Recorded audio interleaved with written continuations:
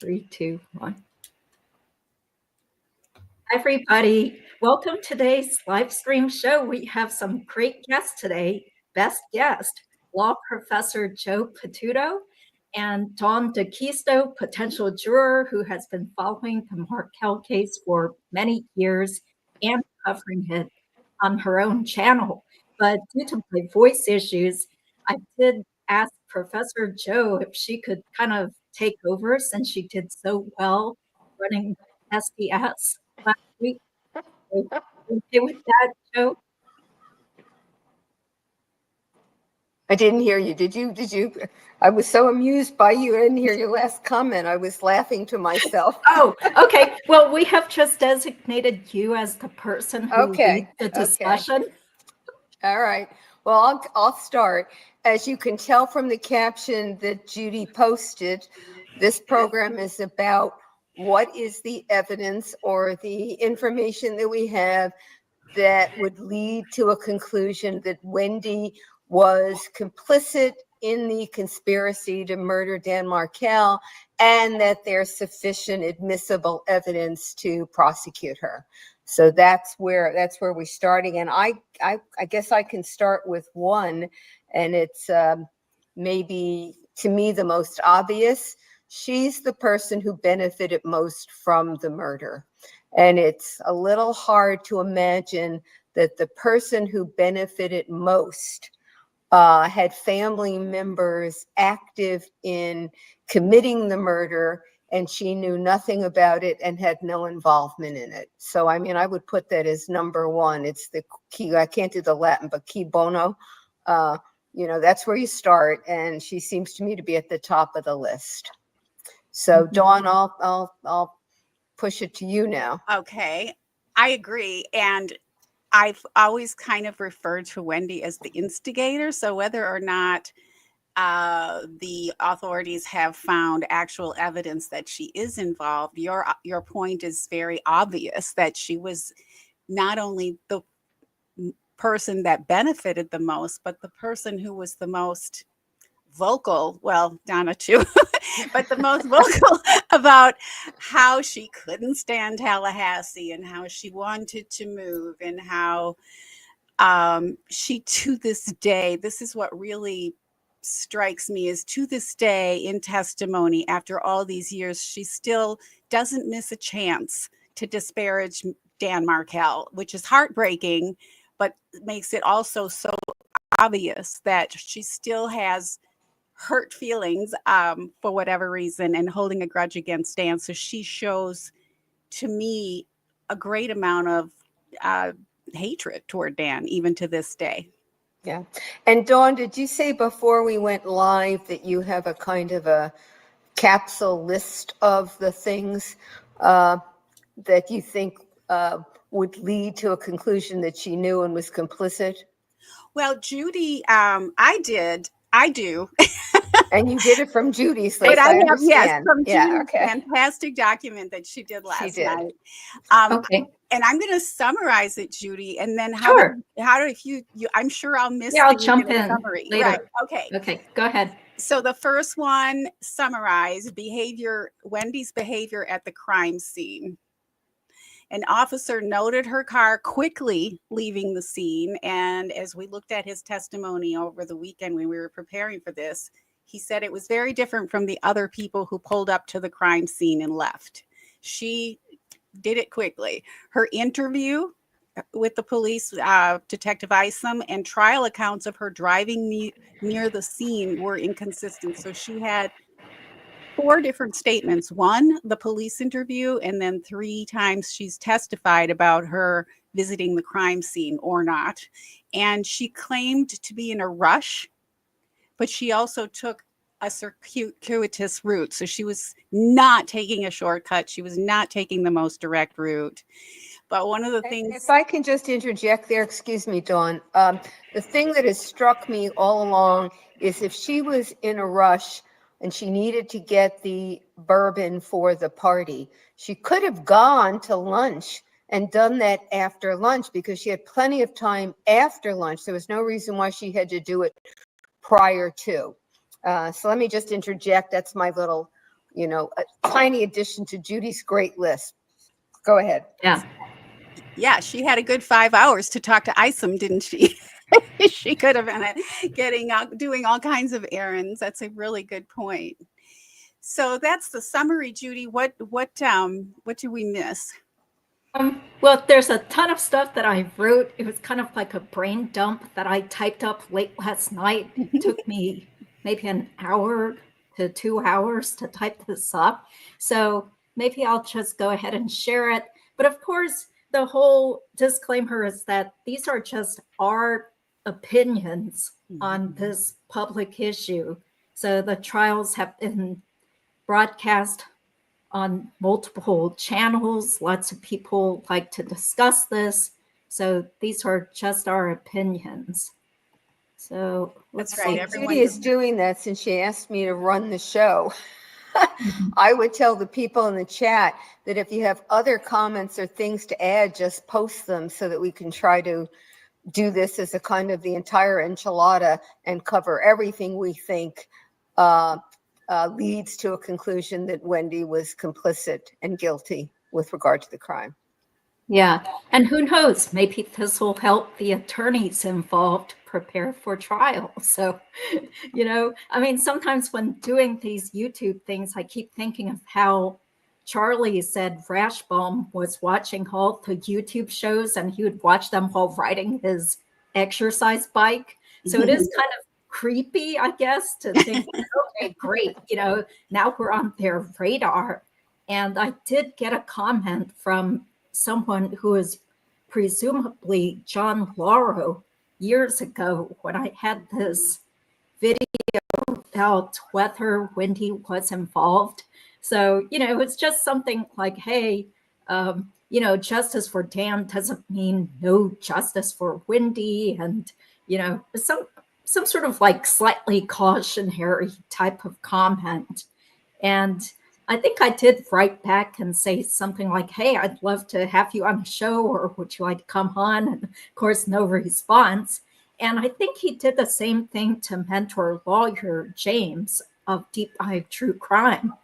And as far as I recall, James even told him, hey, you want to come on a show? Feel free to come on and you can give your client's side of the story. And he didn't hear anything else from him either. So, but anyway, here's my big document. It's not a beautifully edited work because I think I've spent way too many hours watching stuff and rewatching stuff and, debating with people behind the scenes. So, so do you guys want to just kind of hit some of the highlights or give I'd be happy to start. Dawn referred to this one already. The officer on the scene, Brannon, who saw what seemed to be Wendy's car come up the road and then turn around and leave without asking any questions. And remember, she's got 2 children who were with Dan that morning. She sees or should have seen police tape because Brett Bannon said it was obvious from the road that you would see the police tape. She sees an officer, or there's an officer in a patrol car right there. And anyone with any curiosity would have asked what's going on or tried to look. I mean, you look at people on a highway, it rains a little and everything slows down. There's an accident on the highway and it takes an extra hour to get where you want to go because everybody slows down to watch it. And she's the mother of 2 small children who were staying at one of the houses that was pretty close to where their patrol car was. And she doesn't ask any questions. The only thing she does is turn around and leave, which is, I would say from my perspective, certainly unusual conduct from a mother and also suspicious conduct at the scene. So Dawn, I will now, we had what was tennis today? So I will, Right. I will hit it to you. Congratulations to Iga and to Sinner. Okay, so I wrote down the 4 different accounts, and here's my point that Wendy gave on the stand and to Isom about whether or not she did what we just discussed, whether or not she visited the crime scene, which is really what it's about. And it's been shown that criminals like to visit the crime scene. That is why this has got George's attention.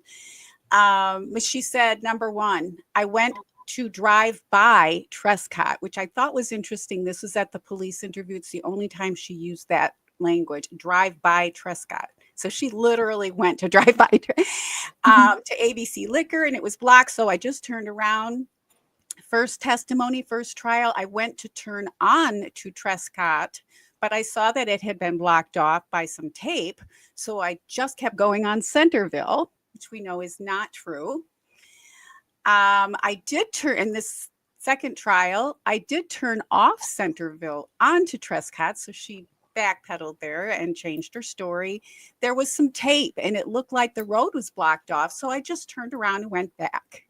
And then the last trial, Charlie's trial, I was driving on Centerville Road and I saw some sort of tape or obstructions. So I didn't turn. So it's been kind of going back and forth. And to Joe's point, not only was a police car blocking, Brandon's car was blocking, but he said it had lights going. It wasn't just a car, it was lights, and other law enforcement cars had lights going. Multiple vehicles. Would have really been quite the scene to just, like you say, Joe, not be curious about it all when your children just spent the night there.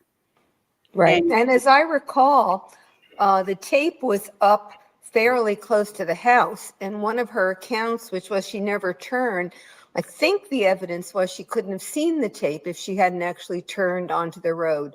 I think Patty's Playhouse at one point, she went over to the road and sort of mapped out where the tape would have been and the direction Wendy would have had to take to be able to get to a place where the officer, Bannon, could have seen her and seen the car. Couldn't have happened on the road. She had to turn in. It was not a shortcut to going anywhere.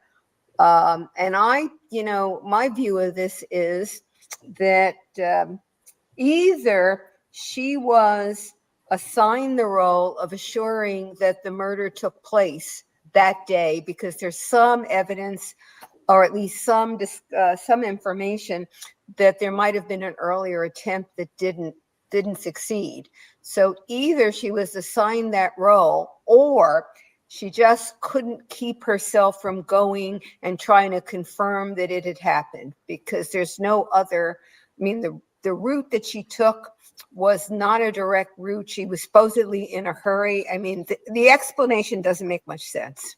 And I think if Wendy is prosecuted, that the state will do a terrific job of showing the detour, showing where the other liquor stores were, talking about the fact that on her schedule, she would have had plenty of time after lunch to buy the bourbon, and also doing a really good job of showing where the tape was.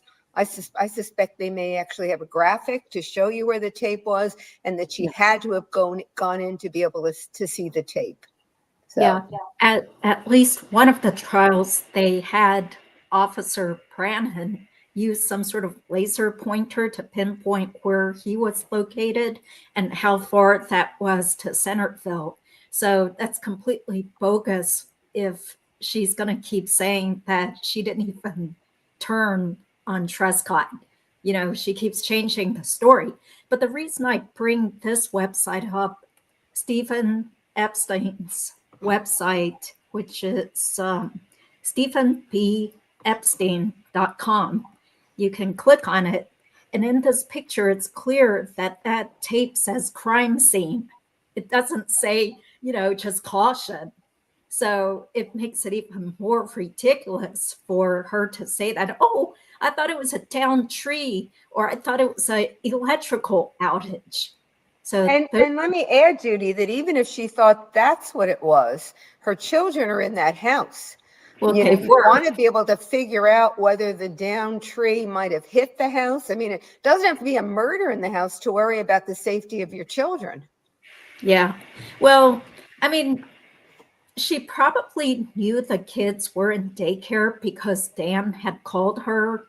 And I think he left her a message saying he was going to the gym because they were supposed to have some sort of conversation about the older child's school. because Wendy had signed the kid up for some sort of school lottery for a charter school without telling him. So that was the reason why she was supposedly, supposed to be in touch with Dan that day. But, I totally agree. As soon as I heard that she was seen, or her vehicle was seen driving up to the crime scene place, I was like, that really sinks her, in my opinion. Yeah. Yeah. And she knows it. Because if she knows it, because she keeps changing her story. So if she was like, well, I just always go that way, even though it's not a shortcut, I call it a short. I mean, I have ways that I go because, they might not be a shortcut, but I just don't like certain streets. I don't like the traffic or whatever. But I wouldn't have to change my story 4 times in order to explain that. I'd be just like, I know it doesn't make sense, but I go down this street. That's the way I go. I always go that way. End of story. I wouldn't change my story that many times. So it kind of gives me the feeling, and this is a feeling, of guilty knowledge on her part. Yeah.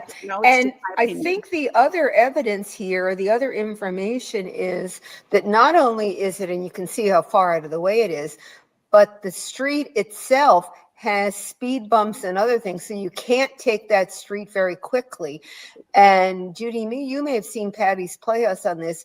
I think she said that the other street, the main street that Wendy would have had to turn off of, has a lot of traffic. There's a traffic light there, and it's very long to get through it. So she chose a route that was not only out of the way, but would have been extra long if she had stayed on, I guess it's Prescott, because of the traffic there and the traffic light, or would have been very long because that detour onto her street would have hit speed bumps, and she wouldn't have been able to go very quickly at all. So it's a very, let me say, peculiar story from someone who said she was in a hurry to get to lunch. Mm-hmm. So that she didn't even have time to shower. So she's all filthy. Yeah. So look at, when you see this graphic, when I saw it shown on the screen during one of the past trials, I was like, wow, this is very telling. And other YouTubers such as Fancy Fiction also made something like this. True Lifestyles had a video showing this type of map too. This image is from the Florida Politics article. Mm-hmm. But yeah, so this red dotted line would have been the most direct way for Wendy to get to Mosaic. It's just west of where she lived. But why go all the way down? That's a real long detour, especially considering traffic. And Jo, you mentioned the speed bumps. So during Charlie's trial, Fancy drove me through this whole route. Mm-hmm. So, just driving the route really hits it home that this is really out of the way. There's no reason why somebody would need to drive south and then go west, then go to this ABC store to buy bullet, then go way up north, especially if you say you're in a rush. So this one really is 2 pieces of evidence. One is going way out of her way, and 2, or actually 3, because as Dawn pointed out, 4 different stories each time. So 1, going way out of her way, 2, not being able to tell or not telling the same story, and 3, not being at all curious when she sees the tape and everything else. So this one has 3 different pieces of evidence attached to it in terms of a conclusion that she had guilty knowledge and was complicit. Sure, and 4, if you want to add that she was going to buy bullet bourbon. Or bullet rye whiskey. Or whatever. Yeah, and I just keep coming back to that original interview, because I went through her interview so many times with such detail, and it's that she said, I went to drive by Trescott. I went to drive by Trescott. And we know the first statement, of course, she's all panicky. She doesn't know if she's been caught. She doesn't know what they know. But that stuck with me. And then she said it was blocked, so I turned around. But also, don't they have her GPS data, or did they not get that? Because they downloaded her phone that day, no? Judy, you know this case better than I, but I don't think they have GPS data from her. Do you? Do you know? Yeah, I don't know about that. They do have the cell phone data Right. where the phone was located. So they might have more on that than we know about. That's or they true. might not have it. That's true. And they were able to find her at lunch. That's right. Yes.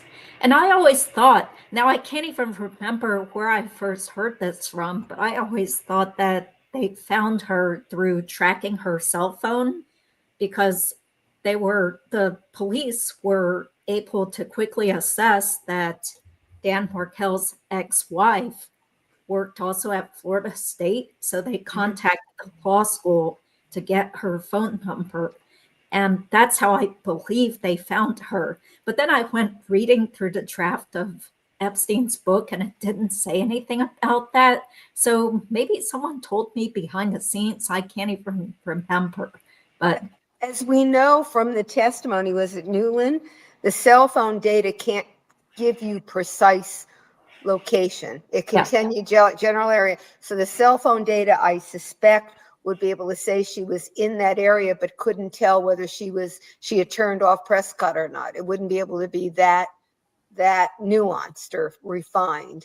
At least, I mean, I'm not an expert on this at all, but as I recall Newland's testimony, or Corbett's, I don't remember which, that's the way it sounded. And just to interrupt, this is the house that Wendy lived in.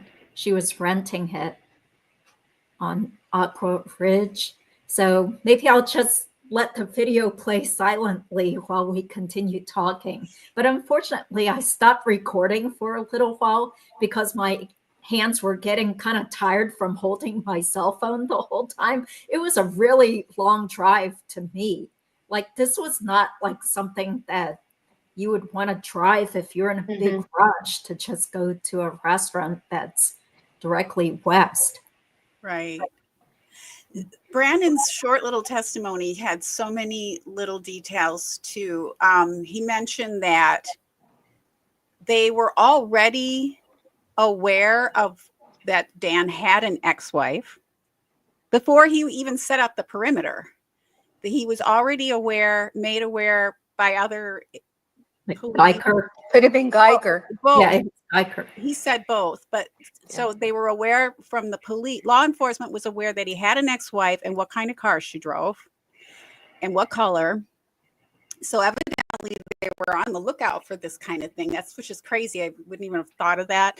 And then I think Geiger said the color and that they were split up, but also just the fact that when she went there and she claimed to be in a hurry and she claimed to be distracted because she was on the phone, but she, of all the other cars that came onto the scene up to the tape, didn't seem to pause at all and think like, oh, what am I doing? I guess I have to turn around type thing. Gannon made that point. I'm sorry. Bannon? Did I hate his name? Brannon. Sorry. Bill Brannon. Sorry about that. Made the point on all three testimonies that he did, that she was like, boom, she saw what she saw. She turned around quickly and was very decisive. So she didn't look like somebody who was scattered and in a rush or anything like that, on top of not having any natural curiosity about what was going on in her neighborhood or her prior neighborhood. So it was great that we talked about looking at those videos again, Judy, because I kind of forgot that stuff. Same here. So many details, and it's the puzzle pieces. And, you know, I had told someone, look, you have to put 2 and 2 together. But the more I think of it, it's not just as easy as 2 plus 2. It's like, you know, these breadcrumbs and, you know, this and that and this inconsistency and this witness said that. And, you know, it's like a lot of circumstantial evidence, which, as lots of lawyers say, circumstantial evidence is evidence. It is. It is for sure. And I was very in tune to the Kentucky versus Brooks Houck. They had no body. no murder weapon, no crime scene, and really not much of a motive. There was no conversations Brooks was, mad at his girlfriend or any of these things that we have in this case. And yet they still got a guilty conviction. It was other things, though. It was very similar to the Adelsons, a mother who wanted the child. They weren't married. She didn't like the mother of the child, the grandchild, and she was said to have wanted to get rid of Crystal, but never did Brooks say anything. And so it was a tough case, and they got a guilty conviction. And so when I see that, and I see all this circumstantial evidence with this case, I wonder, and it was also 10 years before he was tried. Oh, 10 years. Why 10 was years. it so long? Because there was no body, there was no crime scene. It was like no motive. Like, what are we going to do? But there was all these rumors and innuendos, and she said she wanted to get rid, and he said he's going to pay somebody to move her car, but it wasn't like he said he was going to pay somebody to hurt her. So there were just all these little, as you said, puzzle pieces in breadcrumbs. But yeah. I'm thinking, hey, if they could do it in Kentucky, I mean, of course, everyone deserves their day in court. Wendi Adelson and everybody, but Donna Adelson is getting hers now. But it just seems like, to me, there's more in this case than there was in that one, and they got a guilty. The jury is going to have to draw the right inferences to get here, unless there's evidence that we don't know about that the state has. It's really going to have, because it's not just the pieces, it's inferences from them that the jury is going to have to use to get there. I would say that another piece of the evidence is Lacasse's description of how edgy Wendy was and her unwillingness to leave Tallahassee over the time that the murder occurred. And also that she was, as far as I can tell, the only person in a position to know that Dan Markel was going to be in town when the two hitmen came up from Miami. I mean, they're not going to make a trip from Miami to Tallahassee on a whim or on a guess that they're going to find him there. He traveled a lot professionally. So it appears as though someone would have had to have information that he was going to be in Tallahassee that period of time. And I don't think of the people that we know about that are involved here, that there would be anybody besides Wendy who would be able to provide that information. And as I recall, she verified with him that he was going to be in town. Yeah, there's that text where she asked specifically, are you going to be in town during these dates? Because I want to take the kiddos somewhere on Wednesday. I'm like, then why do you have to have this like 4-day or whatever span of time of knowing where he's going to be if you just are concerned about Wednesday, taking the kiddos somewhere, whatever. So that's my second or my third, I guess, because I think the first one is she was the one who benefited most. Dawn, do you have another piece of evidence too? Yeah, so from Judy's document, the second main point is information from Jeff Lacasse, which ties right into exactly what you were just talking about. Jeffrey talked about all of her behavior. She even asked Jeffrey, are you going to be in town on Friday? So it was like she wanted to be in control of who was where on that day. It was very important for her to, according to Judy's notes, Wendy expressed hatred for Tallahassee, told Jeff she would only leave if something happened to Danny, and allegedly mentioned Charlie looking into hiring a hitman. She exhibited unusual behavior and crying before the murder, and canceled a trip to California with his family to stay in Tallahassee, even though they would have been home by Thursday night, I believe. And then Jeff mentioned Wendy's family's dislike for Dan extreme dislike. They hated him, he said. And she allegedly texted Dan about his availability, as you mentioned, around the murder date while at her parents' condo. That was interesting to hear. Mm-hmm. Yeah. And who is it that I think will be able to verify a little of this? Let me think about it a little. Judy, you have something you want to add to this? Yeah. Well, we're still playing that video that I made when Yeah. Fancy drove me around during shortcut. Charlie's trial. Yeah. Yeah. So I think so there's, I think, was that Geiger's house? Well, we're right around where Dan Right. Markel's house is or was. And then we turned around and then continued driving back east on Trescott to Centerfield, and you turn right and right again to get to the ABC liquor store. Yeah, but this is a residential place, with a speed bump.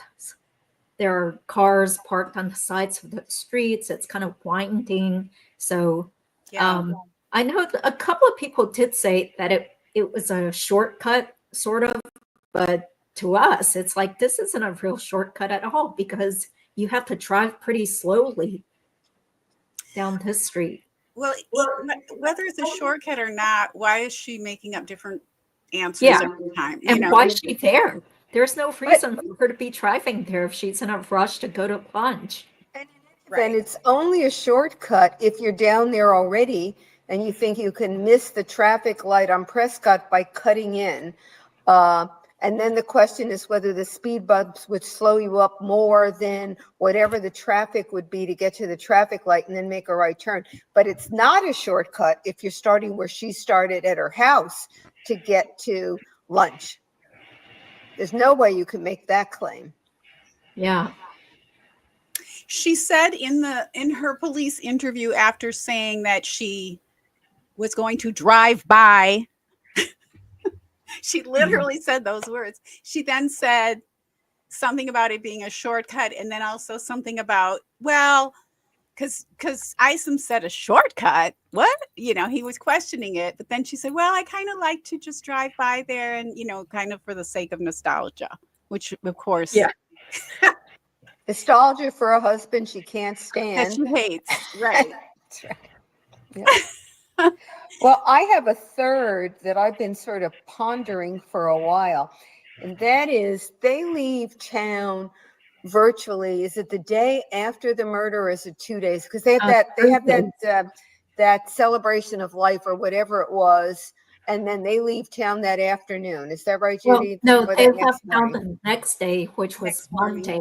Dan was shot on Friday. Right. Then he died in the middle of the night. Technically Saturday around, I don't know, 1:30 in the morning ish. And what I've been pondering, particularly since the confiscation of Donna's, I don't know what to call those ledgers, where she's got everything planned out in detail, right? The note, whatever we call those things, whether Donna, if not Wendy, would have planned to leave town and not have things set up, whether it's movers or, somewhere where they're going to live when they get to Miami. And I know that they bought that townhouse right around the same time, but the kids for school or, all the kinds of things that you would plan ahead if you were making a move. I would not be surprised that the state looks, or may have looked, that they will find things to indicate that Donna and Wendy and Harvey had things in place suggesting they were moving at a point at which they should not have known she was going to be in a position to move. Yeah, well, somebody who lives down in South Florida mentioned that the schools start pretty early there.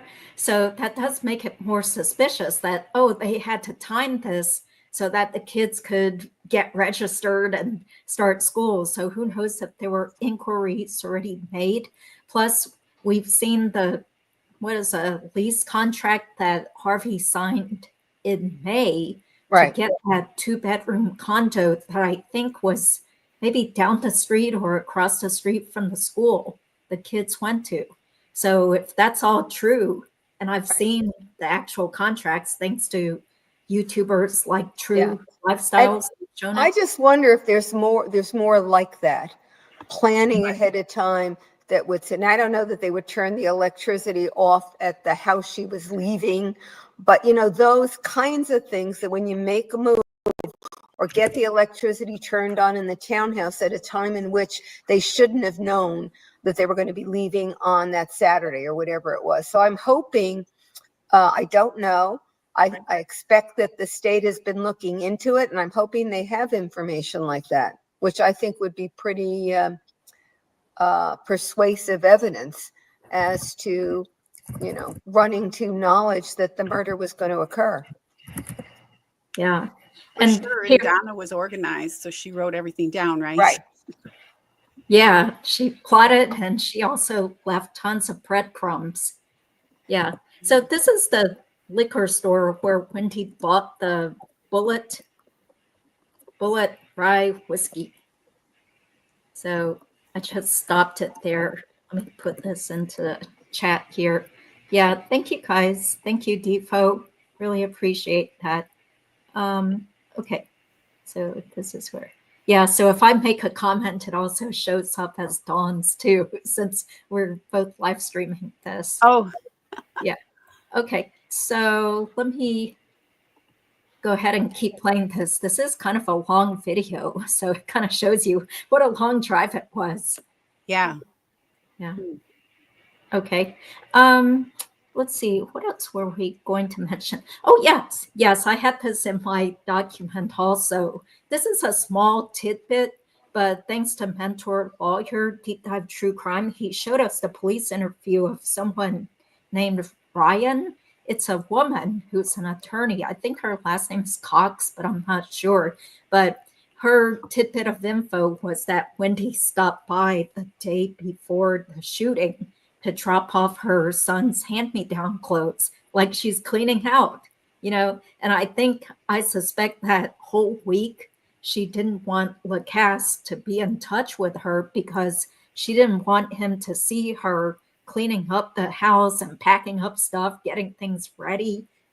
There's also a part of Ruth Markel's book, which I hope everybody has read by now, where she mentions how tidy and, it sounds kind of odd, but there weren't many toys in the living room. There wasn't much decoration. The house looked like a rental. Her place was neat and tidy, verging on empty. It felt very different from Dan's house, where it was clear from the playthings everywhere that two little kids lived there happily. So again, it just seems suspicious that she probably was packing and plotting and making calls with her family that whole week. And Jeffrey said that she claimed to have lost her keys. And so he couldn't go in. They had a date planned. I think it was, I can't remember which day it was, but shortly before. And they ended up having their date out on the porch because she wouldn't let him in. That stood out to me too. That was part of his lengthy police interviews. Yeah, that supposedly she had locked herself out, and then she was like, well, let's just meet at yoga instead. Yeah, where and that too, yeah. They had the most awkward yoga session. And then she basically dumped him. And dumped him and then said, but are you going to be around Friday? Yeah, are you still leaving on Friday? Are you still going on your trip on Friday? Yeah. Yeah, I still believe she did try to set up Jeff in some respect. I mean, I'm sure ultimately he would have been exonerated pretty quickly, but, she just wanted to divert attention from the true culprits by coming up with all these ideas, planting little ideas or seeds, claiming that, oh, it could have been Jeff. Yeah, that's right, Jane. Yeah, he is a jealous guy. He's a stalker or whatever. Yeah. So, let's see. So we're still playing this. I think in this video part, we're driving from ABC Liquor towards the gas station. I think it was at Circle K where Wendy stopped and bought some super glue. So once again, it's like you're in such a rush, but it seemed like she was carefully plotting out alibis for that whole morning so she could have some sort of trail of what she's doing.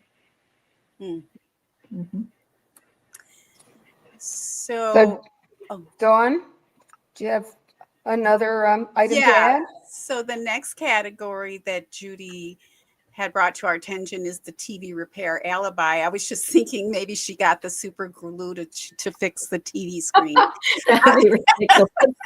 Yeah.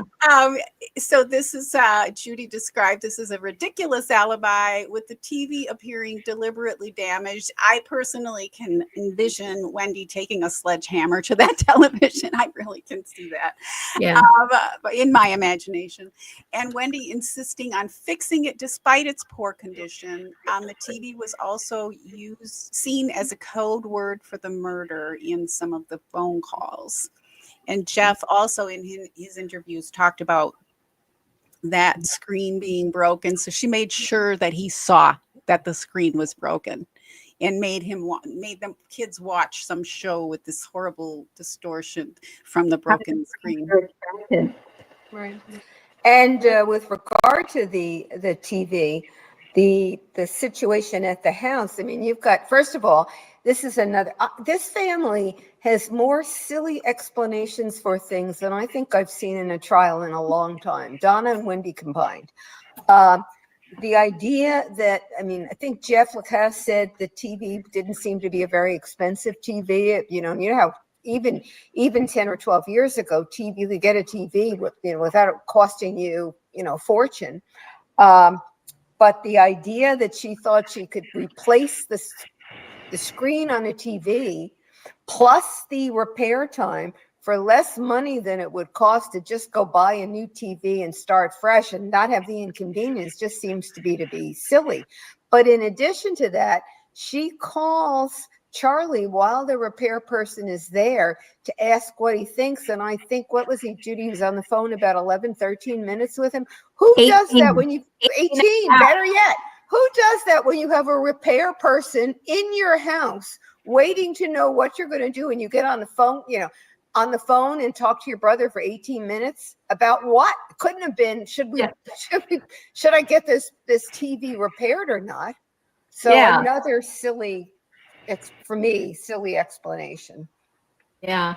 And also, I've mentioned this before, but apparently Donna made the Geek Squad appointment for Wendy and told her, hey, your TV repair is going to happen at this time. And I feel like that was done deliberately because if Wendy had called up the Best Buy, they would have asked her immediately, what's wrong with your TV? And then she would have said, oh, the screen is broken or cracked. And then they would have said, sorry, there's nothing we can do. So there goes her whole alibi. So that's why she needed her mom to be the one to set up this appointment for her. That's just my guess. Mm-hmm. Yeah. Yeah, and she seemed to want to share so much detail about the Geek Squad employee with Isom at her police interview. So she was so ready to share his card and his number. So she wanted to make sure she had that alibi in place. Yet that's what it appeared to me. Because with all of this going on, why would you even, I can't imagine myself even thinking about those kinds of things. Oh, I have his card. I have his number. It just was implausible. And how difficult is it? Why would you need the entire family to weigh in on something that unsubstantial? It's like cheap TV that is busted. It's like, oh, hey, everybody, we got to have some phone calls here. And I got to consult my periodontist brother on Friday morning when he's probably working, to ask him, should I replace it or fix it when you can't fix it? Yeah, it was just so ridiculous. That sounds like some sort of ploy that Donna would have cooked up because since she's older, perhaps she didn't know about technology and thought that would make a great reason You know, don't you think that it's so stupid that it probably got thought up by Donna? Well, Charlie was pretty good at making up stupid things Stupid too. stuff too. Okay. Yeah. It's hard to say. It's Yeah. hard to say. Yeah. So, Okay, we're almost done with this video. I think we're still getting closer to Mosaic. So it just goes to show you what a long drive it was, what a circuitous drive it Right. was for Wendy to take just to meet her friends for lunch. Okay, I think that white building is where the restaurant was on the left. Mhm. Okay, yeah. So I'll take this down and we can put up the document. It's a great video. Yeah. There should be a companion video. They should run them both on the screen at the same time, showing the time it would take for her to leave her house and go the direct route to Mosaic. Mhm. Ah, That would be Well- a great visual. Yeah. Well, Joe, isn't it true that sometimes in trials they'll take the jurors on a field trip to actually see things or places where things occurred? Yeah, it's not common. Judges don't like to do it, partly because of all the logistics involved, partly because, and this would certainly be the case here, you're 11 years out, and the road will be different. Some of the things you're going to see will be different. So it can be distracting, because then you would have to say, gee, well, Mosaic is not there anymore. And I think I heard Jared say that one of the liquor stores is not there anymore. So, I mean, it would make it pretty difficult to do it. But yes, the O.J. Simpson jury went to the house to see what the house looked like right. during that trial. And you can play. I mean, that's a good example. In that one, he apparently had pictures of all his friends, and a lot of his friends were not African American because he was not active in that social group, and they took those all down and they put up other pictures. So judges are not thrilled with doing it, but it can happen. At the very least, because this is where she wants to, Wendy's differing testimonies has introduced all this confusion about what can you see from where. So Right. at the very least, to have them look at the house from where the crime scene tape was. I mean, but certainly video these days, you can do a lot with video. But I would love to see them at least just go right up to it like you did, Judy. You're like, this is where it was. She would have had to have seen it, just like the officer testified to. Yeah. So, And at least one of the trials, Officer Brannon also said that, from where the car turned, she would have been able to see the commotion, to see that something's going on. It's not just a downed tree or, something's blocked off, but rather you would see all these police vehicles and the people gathering evidence. They had their fans there. So something serious was going on. Right. yeah. So not to be a wet blanket here, a good bit of what we're talking about now would go to her knowledge, but to convict of a conspiracy, there has to be more than knowledge. You have to do an act. You have to be at least in some way active in the conspiracy. So the knowledge is helpful, but knowledge alone doesn't get you convicted of the crime. So going to the house, even if she knew that the murder was going to happen and she just wanted to confirm it, unless the state can show that she was doing it to alert the family that it was done. But even that doesn't seem to me to be a strong indication of doing something in furtherance of the conspiracy to murder, because the murder would have happened. So we need to think about the things that go to an element of the crime itself. And I do think the evidence that she would be the only one who would have known that Dan was going to be in town, and that the hitman knew that he was going to be there, would be something that would be an act in furtherance that would tie her to the conspiracy. That one isn't simply knowledge if the state can prove it to the jury's satisfaction. Right. I was going to ask about that, and thank you for that, because that also might be why they wouldn't want to put too much attention on going to the home and whether she could see it or not, because that's really only a very small part of painting the picture. But it's really, when you're doing a trial, it isn't simply the elements, it's casting the picture that the jury then can put the elements in. Judy was talking about all the little pieces. Well, the jury's you have to be doing more than showing there all these little pieces. You have to provide a picture so the jury can see how the pieces fit. And so going to the home would help that, I think, but it wouldn't be in itself an element that would show that she did an act in furtherance of, or that she was intending to further. That has to be something else. But once you have it, then the rest is great context, I think. Well, sure, we all want more direct evidence, but I think the fact that she was fishing for Dan's schedule and Lacasse mentioning how she was so adamant that it was so strange to him. Why do you have to be in town on July 18th? Something is about to happen. There's something weird or unusual about that date. Why is it so important to her? Right. Like, he felt Judy, like there were drum beats.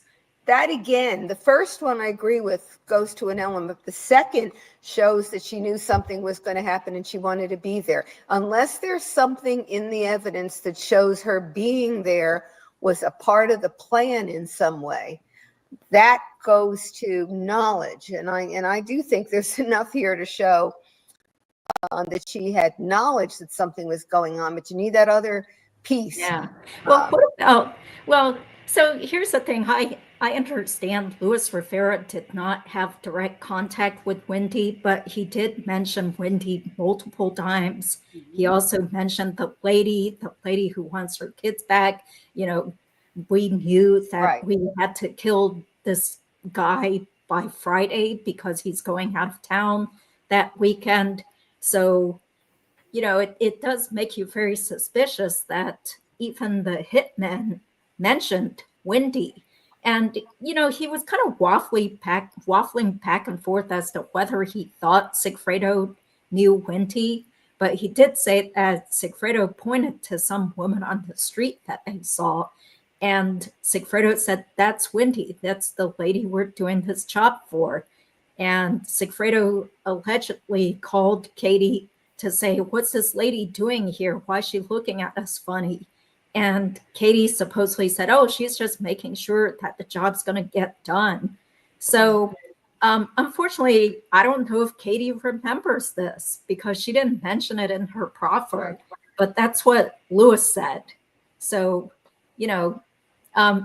Joe, can't Louis still testify about those things since he's a co-conspirator? Oh, sure. He's going to be able to testify to everything he testified to before. Whether he knows something else that they haven't asked him about, I'm a little doubtful because I think they would have wanted him to say everything they could, certainly in Katie's trial and then in Charlie's trial. So I don't know that he has anything more to offer. I mean, he also talked about the piece of paper that Sigfredo had, with, I sounded like it was a diagram of some sort or something that, so they could find the house. But it's got to get back to Wendy. The person that it would be really helpful to have as a witness in Wendy's trial would be Sigfredo. And he doesn't seem to, want to participate. Now, his appeals are almost run. And one could hope that if he no longer sees a chance of his conviction being overturned, that he might then be willing, even though, in prison, the fact that you're a snitch can get you killed, but he might then be willing to help Katie because, they still have the kids. Presumably he still, he still cares about her. And that would be really helpful because he's the one, I think, that we haven't heard from who might have something direct and concrete to give, not counting Donna and Harvey and Charlie. Yeah, I don't feel so optimistic about Sigfredo just because, he was a total druggie, crackhead, or did lots of cocaine, lots of alcohol. So, but Bishan Lama makes a good point, which I did put also in the document, that Shadrach Nobles, the guy who was in the motel room with Sigfredo and Lewis doing drugs, Right. He overheard Sigfredo and Lewis after Sigfredo shot a hole in the Prius, talking about, well, can't the lady come get it? Or why can't you call the lady, who Right. I guess we assume would have been Wendy, but we're not 100% sure. But who else would it have been? Like Donna. Well, no, because they were in Tallahassee.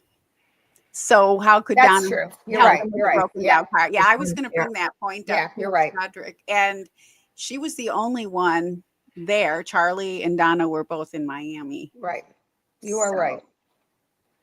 I know that one stuck out to me too, Mr. Shadrach Nobles and his little blurbs there. But he mentioned, so he knew of her too. So they were talking about her. So that even says a lot, not just that he mentioned it that one time. For him to mention this as a possibility, he must have known more, because they were chatting it up about this woman in Tallahassee.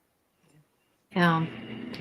Well, how about, I know it's so hard to stay in chronological order because there are so many pieces of info here, but what about Wendy's police interview where she made that game changer remark? I thought that was so interesting when Julia Cowley, the retired FBI agent, made a comment on Jay's live stream when they were picking apart Wendy's police interview, that Sarah Latour, the victim advocate, made some comment about how Dan's not dead yet. Like there's a chance like he could survive or something. Then they said a couple of sentences, and Wendy said, "Oh, that would be a game changer." Yeah, I really wish that they had not told her so quickly that he wasn't going to survive. And I think that's indicative of the fact that Isom didn't see her as a suspect then. Yeah. Because that would have been very helpful to see how she would have handled it if she thought he might live, what she would have said and what they might have gotten from her. But he immediately told her. I think in that interview, it wasn't very long at all. Yeah, before like he told he's her. not going to survive, or we don't think he's going to survive. Right. Yeah. When I was watching that interview, I kept screaming that too. He's not dead. But the other thing is she seemed to know that think that he was dead, even though what Isom told her was he might not survive. He's not dead. Now, how would she know that if she didn't hear that from somebody who saw what they did to him? Mm-hmm. So, I think it would have been wonderful from the point of view of a successful prosecution of Wendy if the timing on the visit to the street would have been a little different, because apparently the timing when Katie is told that it has happened, when Sigfredo calls her and she says, "I know," the timing was such that it looks like now maybe the state will be able to do something with it. But as I recall, the timing is such, it doesn't look as though the call could have come from Wendy, from the timing that they give of when she got to the street, that Katie already knew that.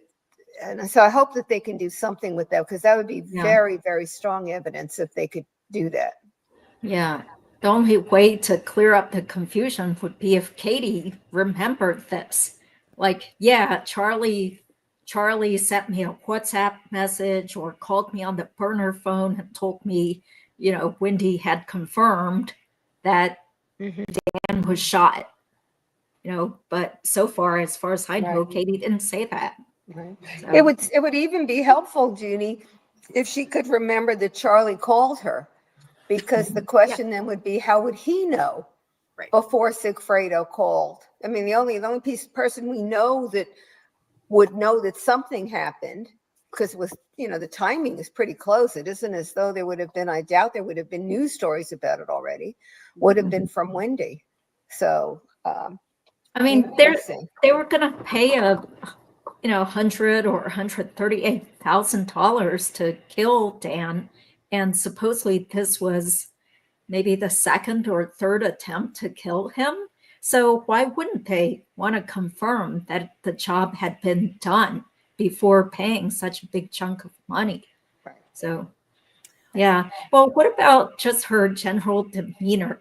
I know that's not good evidence of whether she was involved, but it certainly shows that something's wrong there. I thought the fact that she so quickly started howling and, just overboard, like being so emotional as soon as she heard that Dan had been shot, that seemed bizarre. Mm-hmm. Well, right, again, and she didn't know that he was dead. Yeah, he hadn't died yet. Acting like, and even that, for me, it seems like if you get, anytime I've gotten really bad news, it sets you back a little. You have to process it a little before you start crying. There's a process, but everyone's different. It didn't seem real to me when I looked at those interviews 100 times of her. It didn't seem real unless she knew something. I always wondered if, first of all, they all had different phones that never were recovered, and that's how they were communicating. I don't think they were relying on Wendy to confirm that Dan was killed. I think somebody else at the scene would have had to do that, because she only could confirm that the police were there and something happened. But the two killers had no contact with Charlie. Well, that we know of, unless there's some other phone or some other way. Or but you have to then.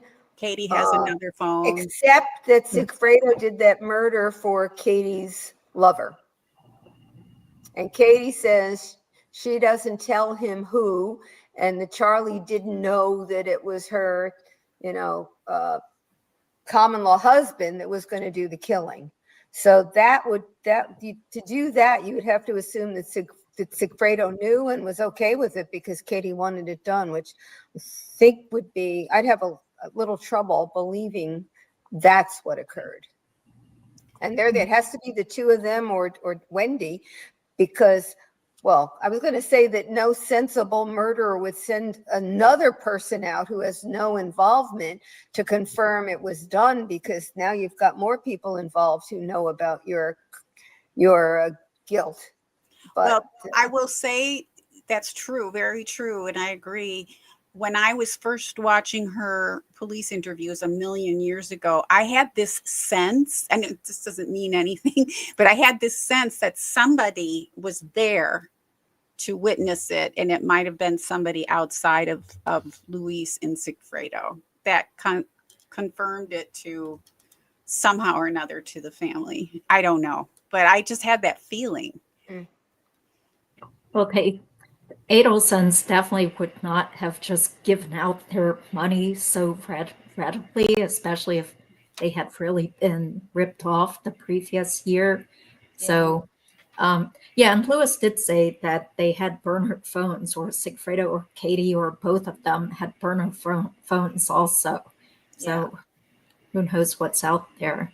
Yeah. So can we move on to what Jeff Lacasse said? Sure. What did Jeff?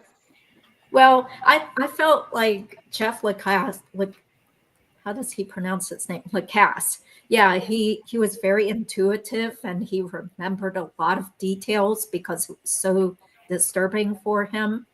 And he voluntarily went back to the police multiple times to share his information, which is very commendable, because many people just don't want to get involved, and they're not going to voluntarily go to the police. So I've rewatched his police interviews again this weekend, and there was just so much information that he gave. And I found him very credible about, how much Wendy hated Tallahassee. She felt totally stuck there.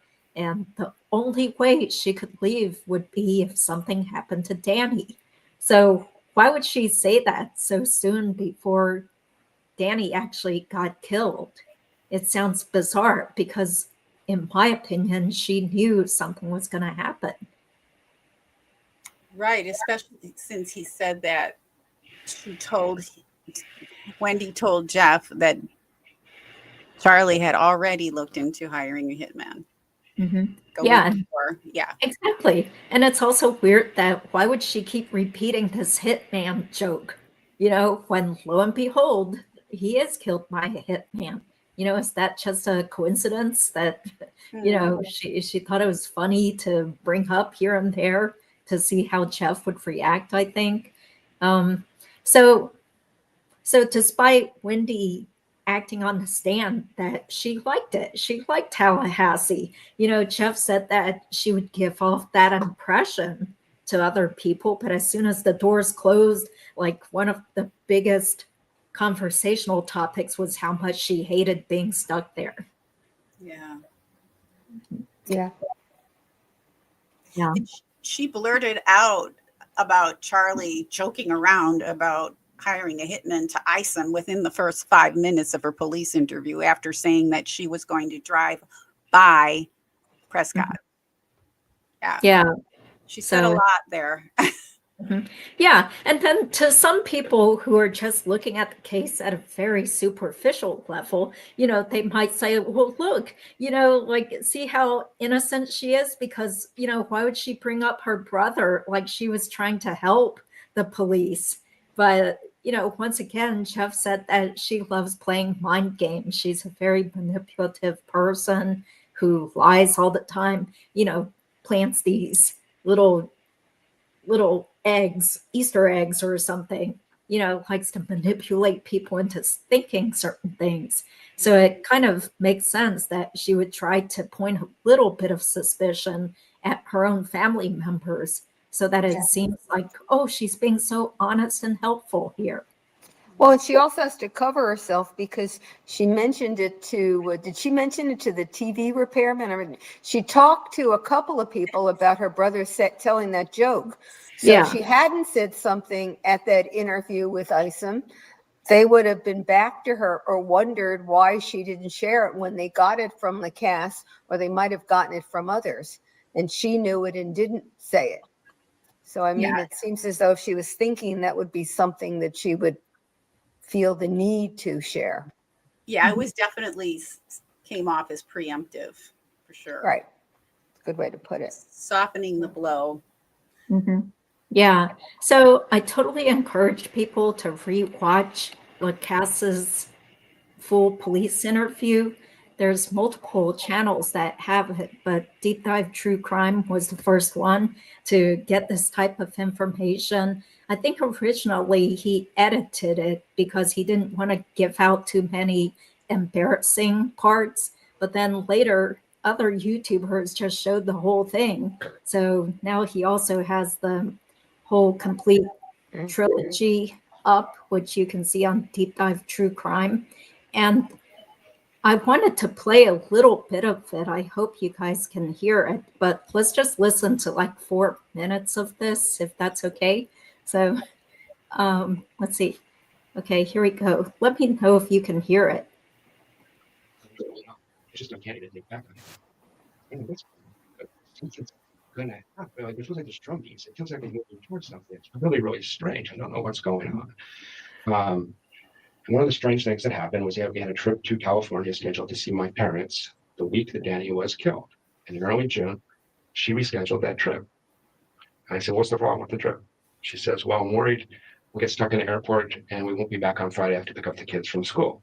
I said, but we're coming back Thursday night. It's not winter. I'm not going to land in the winter. I would understand. There's no way we're going to get, and we can rent a car. We have friends that babies. That's just strange. I said, fine, cancel the trip. And that was going to be in early June. The trip was going to be the week that Danny was killed. Oh, okay. That was the trip. 11th to 19th was supposed to be the trip. So We had a trip planned, and she was real strange about the fact that we had to reschedule this trip. It just didn't make sense. And I even said, if you just don't want to go because you don't feel comfortable right now, just tell me. That's cool. She goes, no, I have to pick up the kids from school that day. I just have to. I don't want to do anything to stop that. And she said, I'll miss the kids at that point. I said, okay. A couple of days later, I say, well, she said, but I want to spend that time with you. I was leaving for Tennessee on Friday. She said, I want to spend that Monday through Thursday with you. I said, great. You want to go to St. Augustine? She loves the beach. She hates Tallahassee. This again is just very strange and suspicious to me. Wendi Adelson tells me, what I want to do is a staycation. I want to stay home in Tallahassee. I said, you want to stay in Tallahassee the hottest week of the year? Because yeah, we'll go to Tom Brown Park, we'll do this. I said, you hate it here. I'm offering to take you away. Why wouldn't you? It's just really strange at the time. I was saying to my friends, like, Wendy was.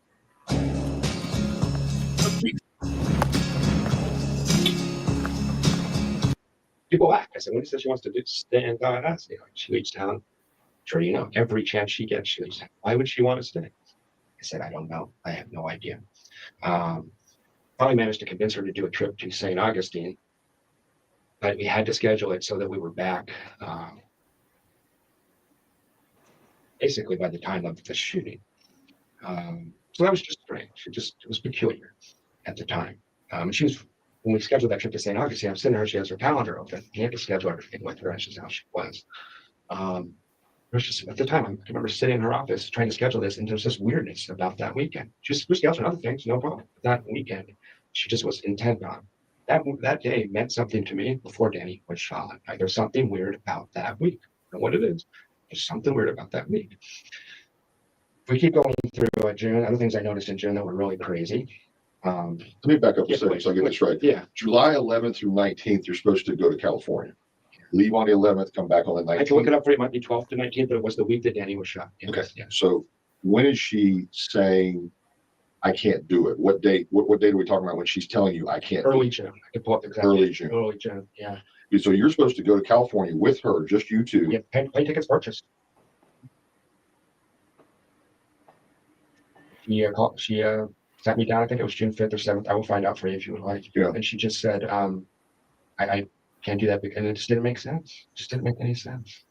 So she'd already said that date was that window of. He said, this is the 1 week I have to go see your parents. And I said, 11th through the 19th. but that was in May we booked that. Then we have the flight. I find out about Daniel's sack. And afterwards she says, I feel comfortable with that. She just had an appointment with her therapist. And she said, my main concern is I want to be able to see the kids on that day, the day that Danny was shot. We had people volunteering to babysit if they needed to, if we were delayed. We weren't going to be delayed. And she insisted it was not because she didn't want to go with me. She wanted to spend that week with me. She just wanted to spend that week with me in Tallahassee. She did not want to leave Tallahassee that week. Okay. And there's 3 different times. There's that time, then there's the staycation thing where I'm like, what are you talking about? That's bizarre. And then there was which we scheduled the trip to St. Augustine. And fast forward a little bit, and we had the trip to St. Augustine planned until July 15th or 16th, and she canceled that the last second. So 3 different times she canceled plans with me. The trip we did very beginning. So what you're leading to is this is highly suspicious that she needs to be here on the 18th of July. Yeah, just anecdotally, subjectively, whatever it's worth, it was really weird. It was really strange. I know this woman, I know her really well. And there was something at the time. Me saying to my friends, what's going on? It's just really, really strange. It's just really. She'd never done anything like this before. No, she had canceled and recanceled. She did that all the time. Completely disorganized person, but it usually made sense. Usually had a reason, and usually the reason was something about court with Danny or parents wanted to come down to South Florida. Every other time but this, I understood. This time it was completely posted. Didn't make sense, and it was very, very strange. Okay, so she cancels this trip to California. Did you go anywhere? No. Okay, any comments? Well, this was when he came back. So this wasn't the first interview. So this was in 2015. This was March? Yeah, March of 2015. He came back because he had thought about these things, and these are things that were haunting him, it felt like. And he was saying, I knew her very well, and this was the only time that this happened. There were always reasons why she would cancel or change dates, but that 3 times they had to change that date. So his conscience, or whatever you would call that, was just bothering him so much. He just felt like he had to share this. It was so compelling to me. Yeah. Again, it's not proof of anything. Still It's proof. That's still evidence that he can talk about. it's at the evidence, trial. but it's just as he said, he was puzzled by it. He thought it was really strange. I'm glad he came back. I mean, he came back on his own accord. No one asked him to come back, and he just went back to the police station and said, "Look," and he had all his statements written down. So to that alone, you can just feel that with him come through in his words. That alone was convincing that he wasn't just making something up or making up or exaggerating his story. Yeah. I think it's pretty compelling, his description of her reaction, which fits into, that she knew that something was going on, and she felt that she needed to be there. And he did other things like that. I mean, he describes her behavior at the dinner where she vomited, So he's got a lot of descriptions. And one of the things that I think that he'll be able to testify to, which I think is pretty strong, is her telling him that Charlie not only told a joke about killing Dan Markel, but also seriously talked about killing Dan Markel. And not only, I think, will he be credible saying it, but he talked to somebody back at the sociology department about it. So he's got an independent, at the time, corroboration of what he heard her say. It's not an after the fact made up, because there's somebody who can corroborate that he came back and said it, and worried about what he should do. Should he call the police or should he not call the police? And that's pretty, I think, powerful evidence, obviously, that Charlie was involved, and also that Wendy knew what was happening. That she knew. Yeah. And he also had extemporaneous, right there in that little segment that Judy just played, that he talked to his friends. Why is she acting so strange? Why doesn't she want to go on? Does she want to go on the trip? Does she not want to go on the trip? So he also mentioned several times in that case, and in other instances of his accounts, where he was talking to his friends about these things. Right.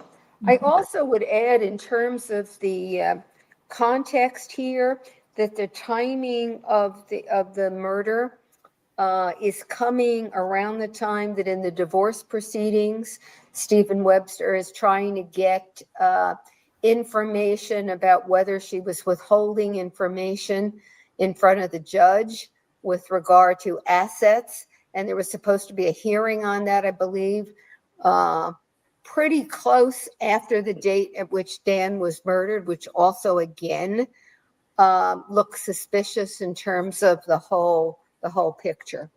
And I would add, I've said this before, if the jury puts the puzzle pieces in some sort of order, her affect on the stand and some of the things she did the day of the murder will certainly, I believe, lead the jurors to think she is somebody who could be doing this. I mean, you're at that interview with Isom. You've just supposedly learned that your husband has been shot and is going to die. And she's talking about the young man at the liquor store, admiring her blue eyes. Yeah. Who does that? I mean, it's just right. So, I mean, those sorts of things, I think, if the jury gets to the place where they think the circumstantial case looks like it can be made, and then they have to evaluate whether they think, that it's beyond a reasonable doubt, her behavior on the stand and the description of how she acted along the way and at the day of that interview will certainly not impede the jury from coming to that conclusion. They can play, instead of transcripts from Wendy's police interview, which Georgia has referred to in her direct examination of Wendy, they can actually play video clips from that police interrogation video or interview, correct? Yes. And would they be able to also play video clips of prior testimony on the stand in the prior trials? To impeach her, I believe that they will be able to do it because the grant of immunity requires that you testify truthfully. Right. And if you're going to impeach because there have been conflicting statements made, I think they will be able to use it. I mean, there's going to be some issue about it because she's got the immunity, some issue whether it's just that she isn't remembering. I mean, the day was stressful and you know, it was long ago as compared to intentionally lying. And that the breach of the agreement would be lying, not mistaking or not remembering. So they'd have to get over that hump, but potentially, yes. Great. Thanks for that great explanation. That's why everybody was fawning over Jo Potuto on SDS. Jo, how did you wind up being in charge of that whole live stream by yourself? Well, the Waldmans were going on vacation. They're in Asheville. And we had already agreed. I had said I can comment on the hearings. I can comment throughout the trial. So we had already agreed. They were leaving. So then they asked if I would just do it on my own. And I said, I'll give it a shot. I mean, I like to talk and I like to watch the hearings. I mean, I'm just intrigued at particularly what the lawyers do and don't do. That just intrigues me. So I was going to watch it anyway. And so I said, yeah, I mean, the worst that could happen is that I fall on my face and make a fool of myself, but that won't be the first time and it won't be the last time. And, you know, I can live with that. So that's how it happened. No, I don't think you would make a fool of yourself at all. I mean, you know more about the law than 99% of the viewers there. So, you know, here's a question for Jo Potuto. What is your theory on why Wendy dropped Charlie in the grease at her initial interview? I assume that means saying that her brother had made the joke about killing Dan Markel, but buying her a TV was less expensive. I think a couple of things. One that I mentioned before, she had already said that to others. I think she said it to Lacasse. And so her failure to say it at that interview when Isom asked who might have wanted to kill your ex-husband would have looked odd. So I think that was partly it. Partly, I just think even though I believe she did know that murder was going to happen, she was not prepared for that interview. And she, you know, sort of was kind of a stream of consciousness talking that led her to say it. I've seen some suggest that it was Machiavellian, you know, that she was doing it deliberately to throw her brother under the bus. And I don't know if that's true, but those are three, at least, explanations for what happened or what she said. Mm-hmm. Okay. And another question for Jo, since you're a law professor, you get all the questions. T. Cancella says they can point out the difference in Wendy's various trial testimony without calling Wendy a liar, right? Just let the jury weigh the reason for the variance from trial to trial. But she had that limited immunity, so they couldn't use that against her as direct Cancella, I'm not sure. I did some checking and some research back when, and I think I talked to a couple of lawyers, some lawyers who have commented on various of shows about this case. And I didn't spend my lifetime looking, but I couldn't find anything that was directly on point on the issue as to whether you could impeach a witness who has immunity because in prior statements made under the grant of immunity, there were variances if they didn't lead to a deliberate lie. The answer could be yes, that you can. I'm just not sure. They certainly can impeach her on anything that she said in that Isom interview that's in conflict because she was not talking to Isom under any protection of immunity. So that one for sure. The others, I'm just not positive one way or the other. And there may be somebody in the chat who knows this area better who can answer it, but it doesn't come up all that often. So there isn't a lot of law on it. And I couldn't find anything in the quick research that I did. Thank you.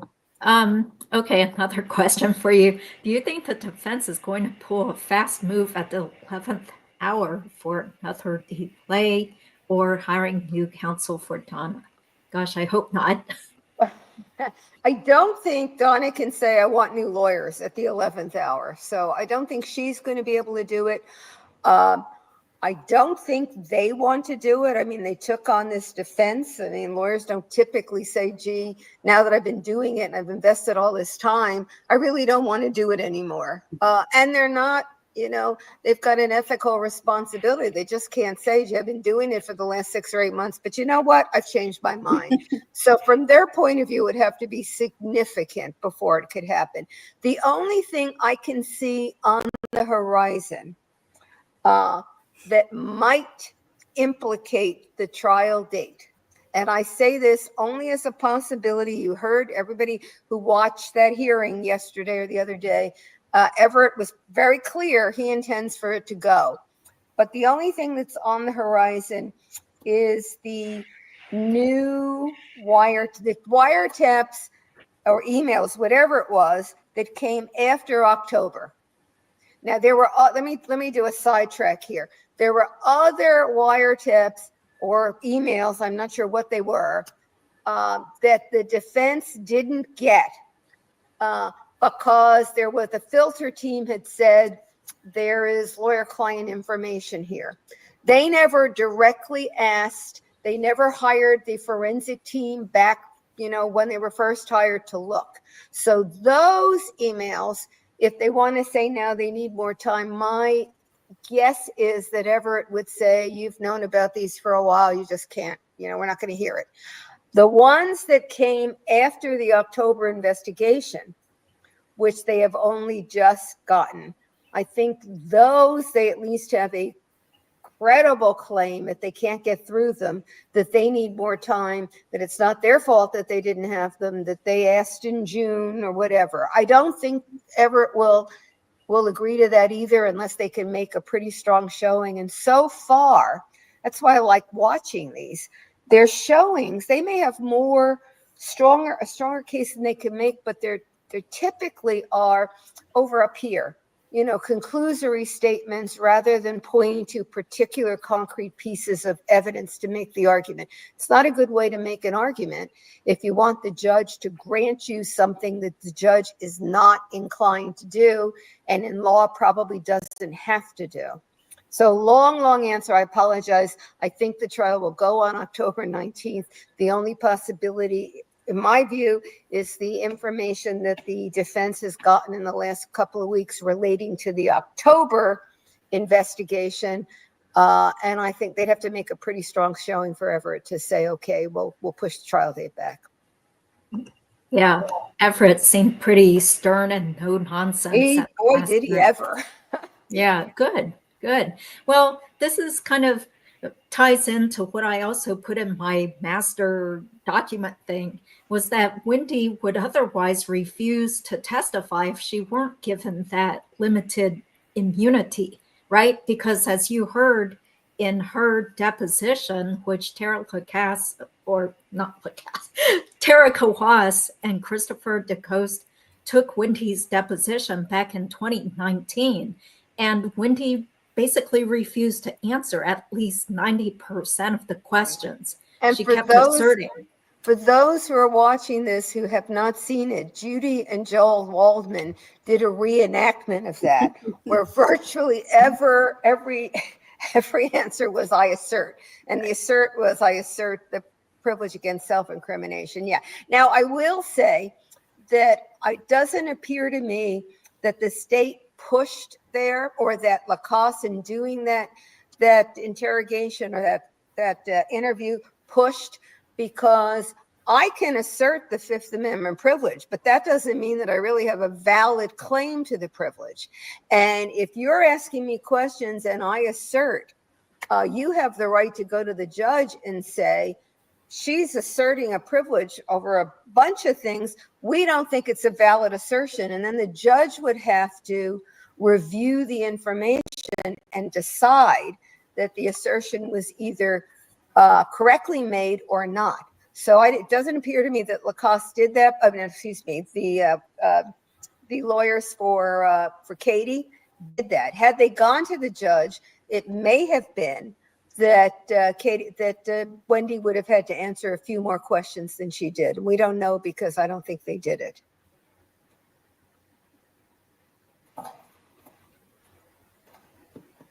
But I say again, if you haven't watched that reenactment, it's really, I mean, I guess for some people it would be, grating because nothing happens. But I found it very entertaining. Thank you. Thank you. Yeah, Dawn, would you like to say some things? Because I hate it on those shows when one poor guest just has to sit there gathering moss while the other people talk and stuff. No, so no. You haven't been able to talk the as only much. Yeah, the only thing I could add, it was a few questions back, and it was that judges, I've seen in other trials where judges have ordered lawyers to stay on a case even when they wanted to withdraw. And I could see, I don't think that's going to happen here or anything like that, but I don't see Judge Everett budging on the date. And what I've also heard about Judge Everett from other trials and other lawyers in his jurisdiction is that he is a stickler for sticking to those dates. He doesn't like to move dates in general. It's not just this case.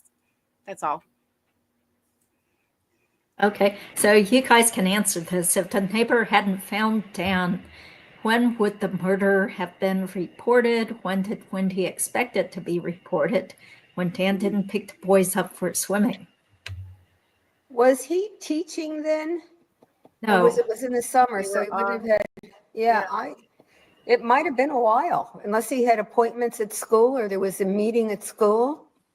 There wouldn't have been anybody, who would have known he lived alone except for the boys, and the boys certainly wouldn't be reporting it. Could have been a while. Wasn't there some speculation that is why Wendy went, was because she would have been then the one to find him or something like that? I mean, if she went by, I don't believe in that. Yeah, but just my opinion, that seems kind of far-fetched, because why would she want to be the one to report it to police? Because then she'd be grilled and looked at as a suspect, more likely. I don't know, just because she's so weird. Well, could be. We're just guessing. Yeah, these are all just our conjectures. So 100%. Yeah. Yeah, but that would be, I mean, it was not an amicable divorce. Right. She shouldn't have a key to the house anymore. That would be an awfully suspicious circumstance if the ex-wife, who's not getting along with the ex-husband, who's got that divorce file that's, as high as the Empire State Building, happens to be there on the day he's murdered and decides to go look because she's worried about him. I can't imagine that. Even the Adelsons, I can't imagine would have created that scenario. I've heard that said, so it's just an entertaining thought. I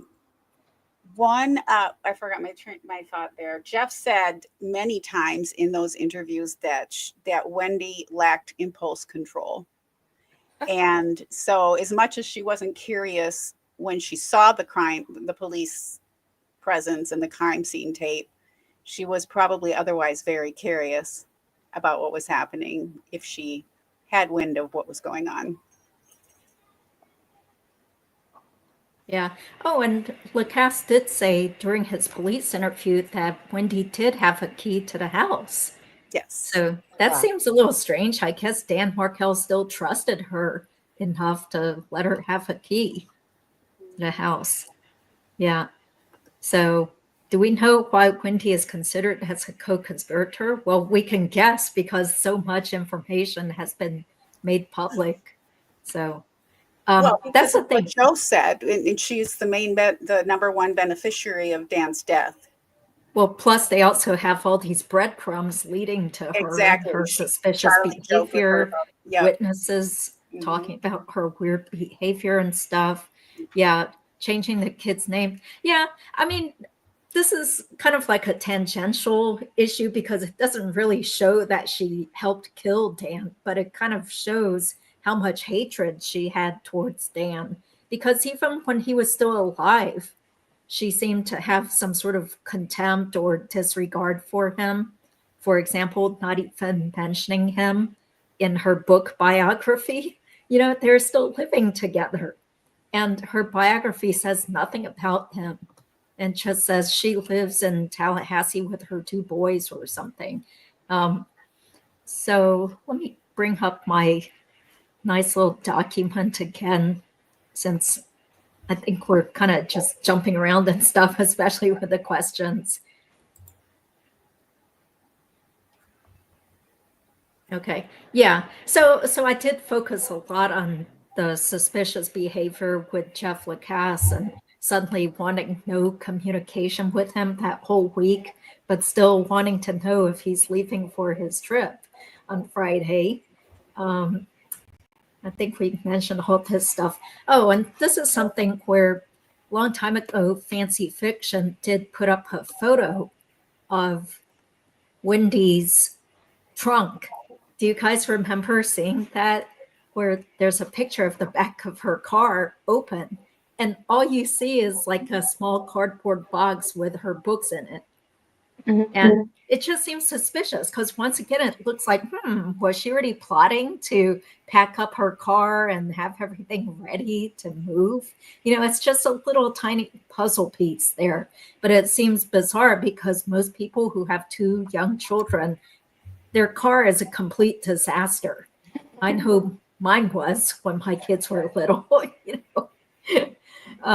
whereas there's a picture of Dan's car on Fancy Fiction's post or something. Maybe it was on Patreon, but she had a picture of Dan's car trunk from the investigative file, and his was a mess because that's what you typically expect to see when someone is the parent of 2 young toddlers.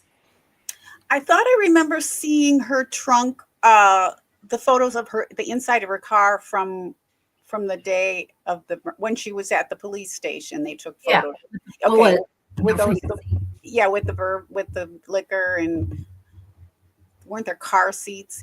And I thought there were 2 car seats in the back. I don't know, because she had to pull those car seats out in order to leave with her friend, or they were going to pull the car seats out if she hadn't left to pick up the kids, but she ended up leaving. I thought there were photos of all that. Oh, okay. Yeah, I definitely remembered seeing pictures of the kids' car seats in Dan's car. Yeah, but also, so it's not like a big major aha piece of evidence, but it's another little breadcrumb there.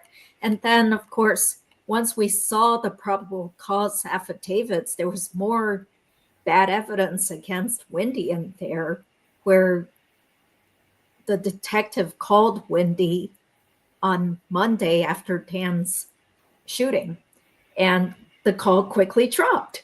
So we would assume that she hung up on him. I'm sure she would probably just say that, sometimes people lose reception. But the affidavit says that less than 5 minutes later, her lawyer back then called and said all communications are supposed to go through the lawyer now.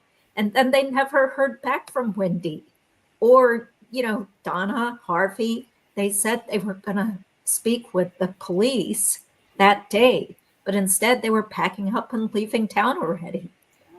So that's the same way Wendy treated Dan Markel's parents and sister. She kept stringing Ruth Markel along about when she could see the kids, and then just saying, oh, not right now. Now's not a good time. Oh, the kids are busy. Oh, you can talk to them. Oh, we're so scared. We're already down in South Florida. Ha. It just seems so callous the way she treated Dan's parents and sister. Yeah, and if you think about that, unless she was concerned that the house was already packed up in terms of what they were taking, why not let the grandparents see the kids? The kids certainly won't have anything to say about the murder or the plotting of the murder. And it's a compassionate thing to do. And you don't have to tell the Markels that you're leaving if they see the kids. I mean, there really isn't a good reason why she didn't do it, at least for me, except for the fact she didn't want them to get a hint that she was going to be leaving town the next day, and that there may have been, even more packed up at the house. Just doesn't. She could just be a cold person who wanted the grandparents out of their lives, and she was going to start doing it that day. I guess that would be the other explanation. Yeah. It's really, that's very heartbreaking and sad.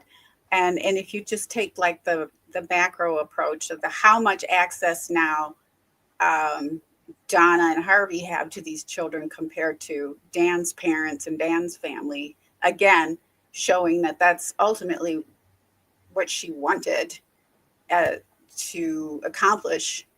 And that is one of the many things that benefited her in her world, by all accounts, from what we've heard about her disdain for not just Tallahassee, but Dan himself and likely his family. So Yeah. Judy, you have that comprehensive list. Are there other things on your list that we need to cover? Oh, well, it's just so much. I feel like we could be here all night and tomorrow discussing this, and it looks like people enjoy it because we do have over 500 people watching right now, which is great. Thank you guys for caring so much about justice for Dan in this case. So, yeah, we didn't touch on how Lacasse said that Wendy ignored him and people were looking at him funny. So then it turned out that Wendy made it sound like she was told not to contact him, and that, there was a rumor that he was like a stalker and maybe he was involved with killing Dan. Then I think he said it was maybe 10 days later that he finally spoke with her. And she said she had changed her cell phone after Dan's murder because she was afraid her phone was bugged. So that just sounds bizarre. If you're the victim's ex-wife and you had nothing to do with it, why would you be so scared that your phone is bugged? It kind of goes along with how she allegedly was wailing and crying to Sarah Youssef soon after getting back to South Florida, crying and saying repeatedly, I'm going to prison for the rest of my life. I mean, why would she say that if she had nothing to do with this? How many innocent people are going to be like wailing, like, I'm going to prison, I'm going to prison. Weird. Also, so we're talking again about all these great nuggets of info that Jeff gave to the police. Was that Wendy had cracked a joke at a friend's daughter's bat mitzvah that fall, something about how Danny got his head shot off or got his head blown off. So again, that's similar to what Youssef later said, that Wendy referred to Dan's murder as Danny getting whacked or Dan got whacked, and she had no curiosity about the murder. She misled her about whether she was really cooperating with the police.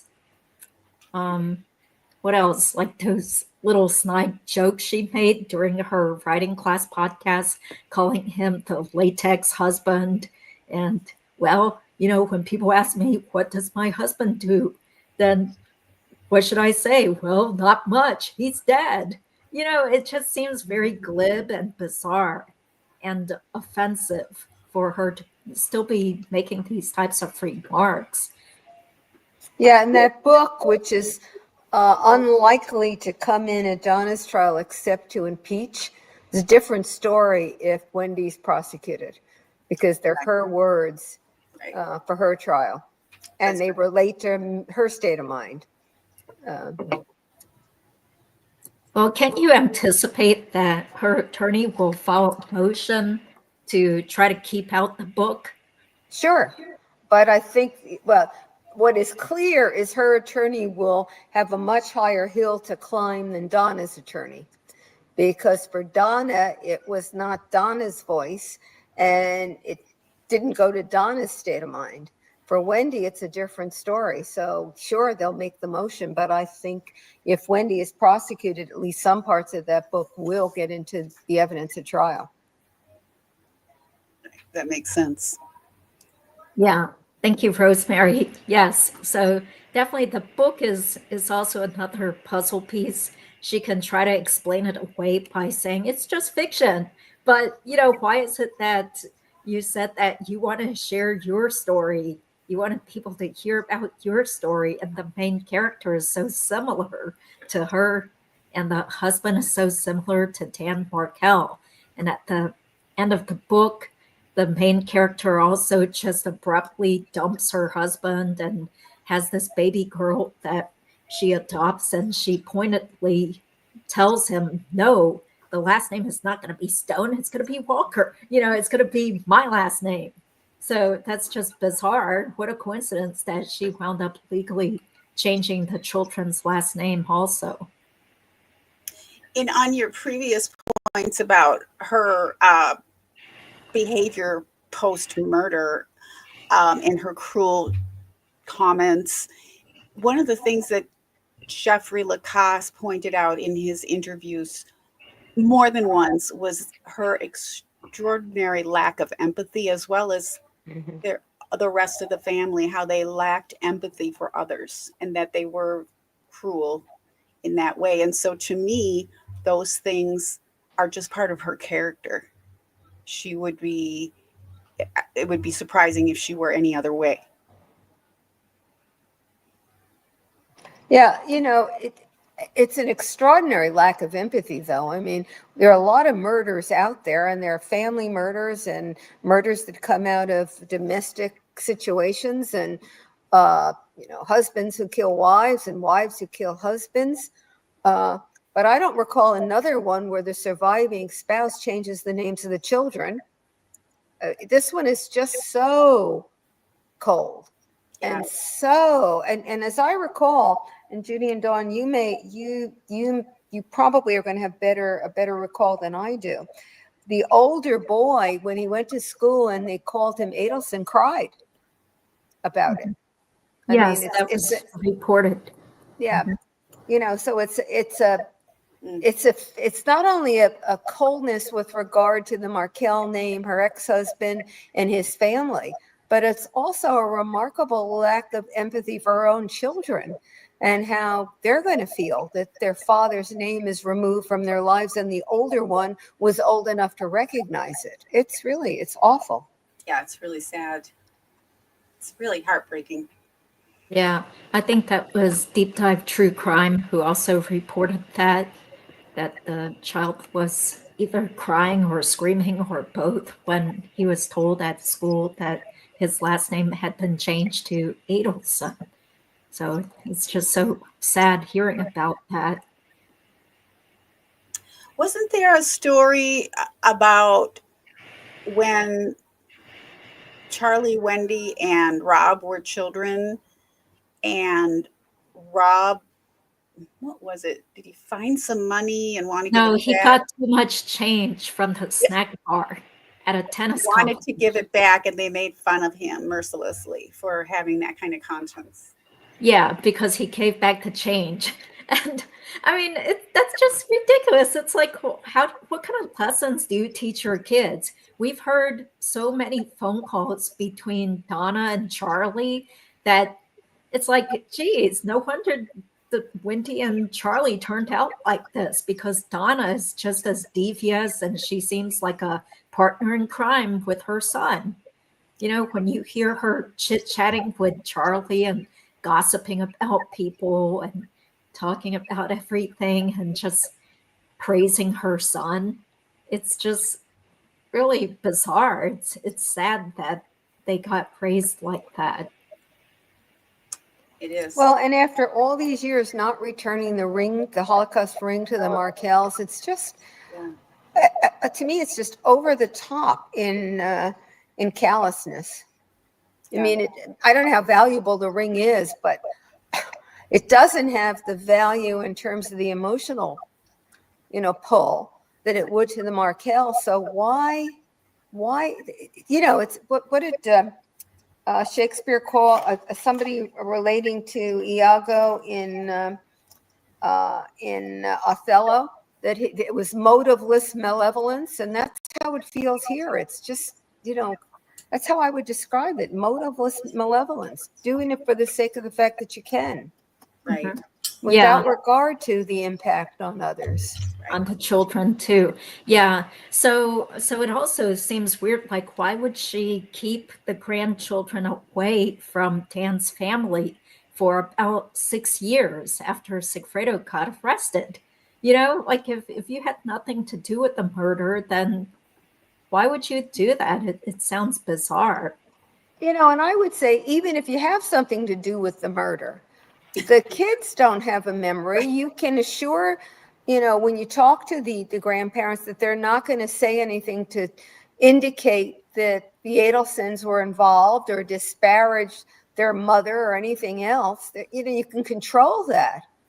There just is no reason to exclude them from the lives of those children, and it's harmful. It's harmful and hurtful to the kids.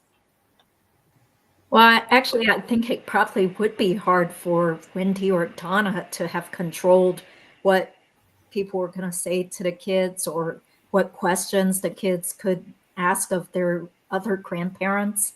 Or, who knows? Maybe the children did observe a lot of like secretive conversations and stuff. And so Wendy was paranoid that the kids would tell the Markels, like, this is what grandma said, or this is what mom said about this, or whatever. But either way, that just seems kind of bizarre to keep away the grandparents for so long. And then finally, through the attorney, the grandparents got to see the kids, but it seems like it was always a very tightly controlled visitation, maybe like an hour, or getting to have ice cream with the kids, but there had to be a third party present, or Wendy was hanging around in the background. So it's just very, very controlled contact, so that Wendy can then go to trial and say, oh no, everything's great. They've had complete access to the kids and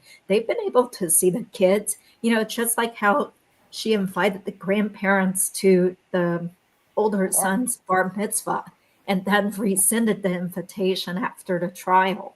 That's what Tara Kawas mentioned after Katie's conviction. Well, the withholding of grandparents' visitation seems to me to be just like full on fulfillment of what the whole motive was, right? That was the whole motive, not just to take from the Markel family, but to take Dan out of the picture. And so to me, it's super suspicious. It's not just mean and awful, but if they were to do anything otherwise, I would be surprised given their pattern of behavior with everything else. It's just horrible. It's horrible. Like Jo said, one of the coldest. I've seen a few trials, and it's usually not this bad, and there's some kind of remorse usually. And usually you expect the parents of the spouse who's acting that way to exercise some sort of, intermediary judgment about, I know that you're angry with him and he's a jerk, but he was the kid's father, and you're going to injure them by severing any contact with their father's family. But her mother was Donna and her father was Harvey, and they're, right. So nothing like that happened. Yeah. And so that's why I liked it when, I think it was Georgia Kappelman who asked Wendy, but you were okay with giving your mother and your brother plenty of access, full access to your children, So according to Sarah Youssef, besides Wendy's other suspicious behaviors, Wendy allegedly made a comment to her saying, well, what if my crazy brother had something to do with it? So if you're suspecting that your brother had something to do with killing off Dan Markel, then why would you still hang out with your brother and be all buddy-putty with him, as well as your mother?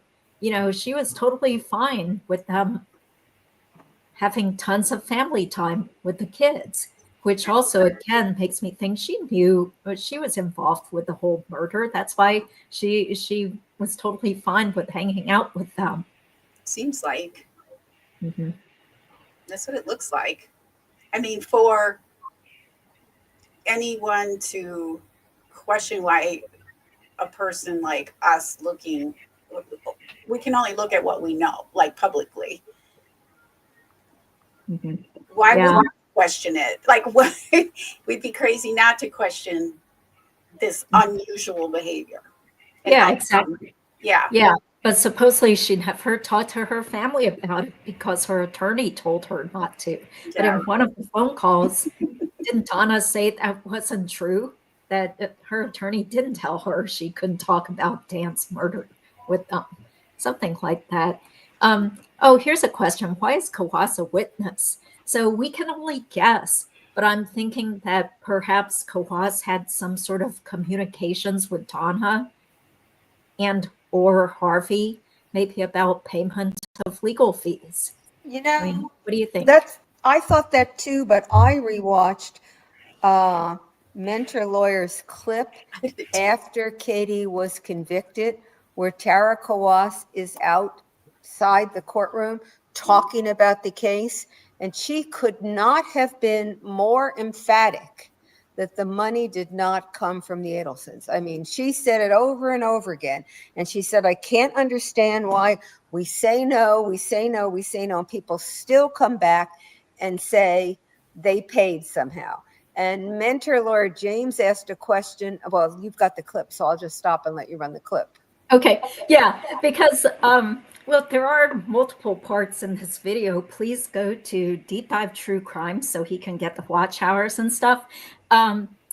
But going to that, even if it is true that the Adelsons didn't pay for Katie's legal expenses, we still have both Katie as well as her brother Francis who have said that the Adelsons did offer to pay her legal fees, but they said no. So that's why I think, you know, once again, this is just conjecture. We're just giving our opinions here. That's why I think the state might want to use Kawas as a witness. Yeah. And also, she hasn't filed any sort of motion like, what was it, Oscar Marcus or David Marcus? Yeah, one of those attorneys did file a motion trying to get out of being subpoenaed. Yeah. Yeah. She's agreeing. He Mhm. tried his best. That was another hearing that I enjoyed a lot because he just tried like crazy. Yeah, because he's so big and important. He doesn't want to be inconvenienced having to fly up to Tallahassee for a trial where he's not getting paid. Yeah. Right. That was Just such a weird interview, though, that Mentor Lawyer had with Kawas and Lacasse there. I mean, I felt like I couldn't follow their logic at all on what they were saying. On one hand, they were saying Sigfredo wouldn't be a good witness for Meg Banois, right? Which is makes you wonder, like, okay. But then, I don't know, they were contradicting themselves and then going on and on and on about Luis lying. Yeah, they wanted to focus on Luis Rivera being a snitch and he's totally self-serving and unreliable as a witness. But now look at what has happened. Katie has become the state's witness. So that's why I don't think attorneys should just go totally overboard and go to the media and, you know, post on Instagram and stuff, loudly proclaiming innocence and stuff, because, you know, a lot of times it turns out your client did do it, you know. So, and they admit it later. I thought that interview was or that, you know, that after the sentencing discussion she had was interesting because she was so adamant during the trial that Katie was innocent, factually innocent, not just that the Yes. state couldn't prove it, but at that after the sentencing, when she was talking to the people outside, the journalists outside, she didn't seem to feel that way anymore. At least that was the vibe I got from her, that it was a very different feel, at least for me, than anything she said before. Because she didn't say, the jury did the job, the jury worked hard, she's factually innocent, we're giving it over to the public defender and they're going to appeal because I'm still behind her. Nothing like that. It was a very different tone for me than anything I had heard her say before. Mm-hmm. Well, she was still supportive of Katie, but her attitude seemed toned or tempered. Yeah. But I just want to play a tiny little snippet, but she did try to be very diplomatic by sort of like Dave Ehrenberg when he was on a show with me and I was trying to ask him about his opinion on Wendy. So both of them said something about how, well, she is a member of the Florida State Bar, blah, blah, blah, so they don't want to really say how they But truly. she was very clear. Dave Ehrenberg was a little more, muted. She was very clear that she thinks Wendy is guilty. There was no question. Mm-hmm. Okay, well, let me play this as well as the Sam Zankenhate little clip. It's very short, the part that I want to play. Let's see if I should make it faster, maybe 1.25. Okay. Wait until there is a day where there is some really sort of absolute finality, if that can even be achieved. But hopefully at least some questions, if they can be answered, will be answered. Because I have no idea what he's going to say. So, we'll see. His attorney says that they have truth on their side. Burn to Charlie. No comment. Would that be coming from his sister? I'm sorry? And would the truth be coming from his sister? Oh. But you see how I start with my little snippy comments, and I don't want to do that, so yeah. Thank you so much. Yeah, you're very welcome. I didn't intend on giving a comment, I'm sorry, but yeah, I'm lucky I didn't break down into tears. It was a very emotional thing for us with the verdict the last time, so. And it's just because this has just been part of our lives, as with all of you, because I recognize all your. Is there? The FBI is warning about a new scam that's made over 200,000 victims in record time. If you own a credit card, please. Any idea, any of you can give us of what his role, Garcia's role, going to be in the upcoming Catherine Ivanova trial? Will he testify in any way? At this point, Sigfredo's case is under appeal. I'm not an appellate lawyer, so he has new counsel for his appeal. I don't think the government's going to call him as a witness. They've offered him deal after deal after deal, and he rejected all these deals at the inception because it was going to hurt his wife, Ms. Magmanua. So the chances of him doing a complete 180, in essence, to help himself when he's kind of thrown himself on a grenade in this case for Ms. Magmanua, I don't think that he's going to testify on behalf of the government. And I don't think he's a good witness for Ms. Magmanua. And I don't think he's a good witness for Ms. Magmanua. And I don't think he's a good witness for Ms. Magmanua. So I don't see him having any kind of role other than the government presenting the evidence that they have from a prosecutorial standpoint. No, you don't dispute that Sigfredo Garcia and Luis Rivera were involved and they killed him. Okay, sorry, I think it was a different video or different segment where Sam Zankenhate pretty much points to the Adelsons, and from what I recall, he did say something about how he suspected Wendy was also involved. But let me know if I'm wrong about that, though. But I do think when these attorneys who have seen all the evidence and stuff in the background come out and imply that or insinuate that Wendi Adelson was also involved, then that kind of makes me think that most likely she was involved also. And Mentor Lawyer also used that as one of his reasons in his top 20 plus reasons why I think Wendi Adelson was involved video. It just seems pretty obvious. I mean, just the whole rhythm of everything that happened, and it just seems like, again, like Jo said, she's the main beneficiary, and her behavior after has not given us any reason to think otherwise.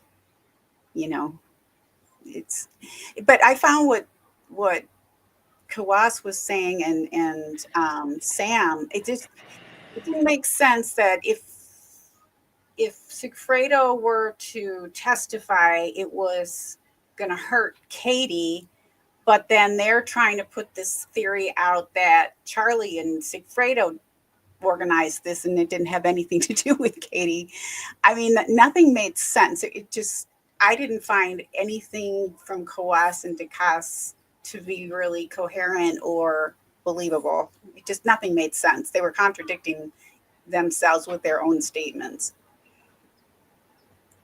All they could say is Luis. Yeah, they just wanted to focus and say, look, he's totally not a credible witness at all, and he's been a shooter. Yeah. So, yeah. Okay, so we have more questions. Sorry, I don't think we can get to everybody's questions tonight, but Jo, do you think Donna came up with a lame story of being extorted in jail to counter the bribery wiretaps by Harvey? But I think that came before they found out. Yeah, I do too. Wiretaps. Yeah, I think it preceded it. But I think she's trying to find, I think that was her first try at getting some sort of defense. And the one in October was the second try. And who knows if she had another one or two in the time she was, in jail. She seems to think she's the smartest person in the room, and nothing that's happened in the last few years has dissuaded her of that point of view. Who, Wendy or Donna? Donna. Okay. Wendy maybe also, but the one that I see all the time doing it is Donna. Yeah, I agree. Charlie did that too. I think what I was also remembering when you had us look at the Kawas interview just there was this whole business about Luis. And then I'm wondering if that's what Donna is grasping onto, like that theory. That somehow, because doesn't she have some motion about bringing up the Latin Kings? Yeah. Bring up the Latin Kings. Yeah. So, which hopefully is going to be denied outright if it hasn't already been. I'm a little curious as to why the state would even oppose it, because the motion doesn't make any sense on the timeline. Because she's saying apparently that her behavior after the bump was because she knew Rivera was a Latin king. But Charlie testified that he didn't even know Rivera was involved until he met with Katie and she said it. So some of it doesn't even, so her behavior when she first meets the undercover agent, she shouldn't have acted that way if in fact she knew nothing. So I don't understand. I'm half inclined to think they should let her do it and then go after her, because the story doesn't make any sense to me. Maybe they'll find a way if they can refer to the Latin kings. Maybe they have a way that they're going to make it make sense, but I don't see it. Well, I know Luis won't like it. He doesn't want that brought up at all. It puts him in a higher risk every time. You can just see him cringe every time it's brought up when he's on the stand. So not that they would make that would be part of their decision making, but it just seems superfluous to me that they want to just throw all this stuff out there. Isn't that sometimes what defense attorneys have to do? Just throw a bunch of stuff out there to see if one of the jurors just gets confused or overwhelmed by all these other potential theories. Yeah, on the state side, they want to make it clean, crisp, as unadorned with other stuff as they can, because they want to go from place one to conviction. And the defense often wants to throw anything they can out there to confuse that crisp line to a conviction. But that said, I don't think you should throw something out there that can be used by the state to help convict your client. You confused don't help. So true. Right. Yeah. Somebody wants to know, Jo, do you think that the lawyers have talked to Donna about asking for a plea deal? I don't know that the state has offered one. They could go from Donna to the state. I mean, often criminal lawyers talk to their client about a plea deal just to see where the client is, because it may be the best option. And if you recall, before the second set of lawyers were conflicted out, one of them talked to the state's attorney outside the hearing. I think it was the one where the first one before, maybe it was after Dan Markel had to get off the case. And he said the first thing he was going to do was reach out to the state about a deal. So, I mean, that's often your best option. But I don't know that Donna would have agreed to do it, and you can't do it if your client doesn't want to. And I don't know what kind of deal they might have been able to offer the state, because the state, I think the state has a really strong case against Donna, and I don't see any reason why they would be giving up very much. So the answer is they might have tried, but I don't think they would have had Donna's permission to try, and without her permission, they wouldn't be able to do it. Yeah, plus the fact that she's already 75. So would she really agree to serve 10 years in prison in exchange for turning on Harvey and Wendy? Because now more and more people are starting to think Harvey could have been involved too. Well, I have never understood, not having committed a murder, I want everybody to understand this, why she wouldn't turn on Wendy on a dime. Because Wendy has certainly deserted her from all we can tell. And she's got another son who's sitting in prison, and it's beyond me why she wouldn't want to say, I'll serve up Wendy on a platter if you'll give me something for Charlie. If I were she and I were in that situation, that's what I would do. But I'm not she. No, I think her ego won't let her admit the truth, because she wouldn't want her friends and relatives and her sunshines knowing that she was a murderer. So I don't think she would come clean. Well, you may be right, but so she's willing to have her son spend the rest of his life in prison.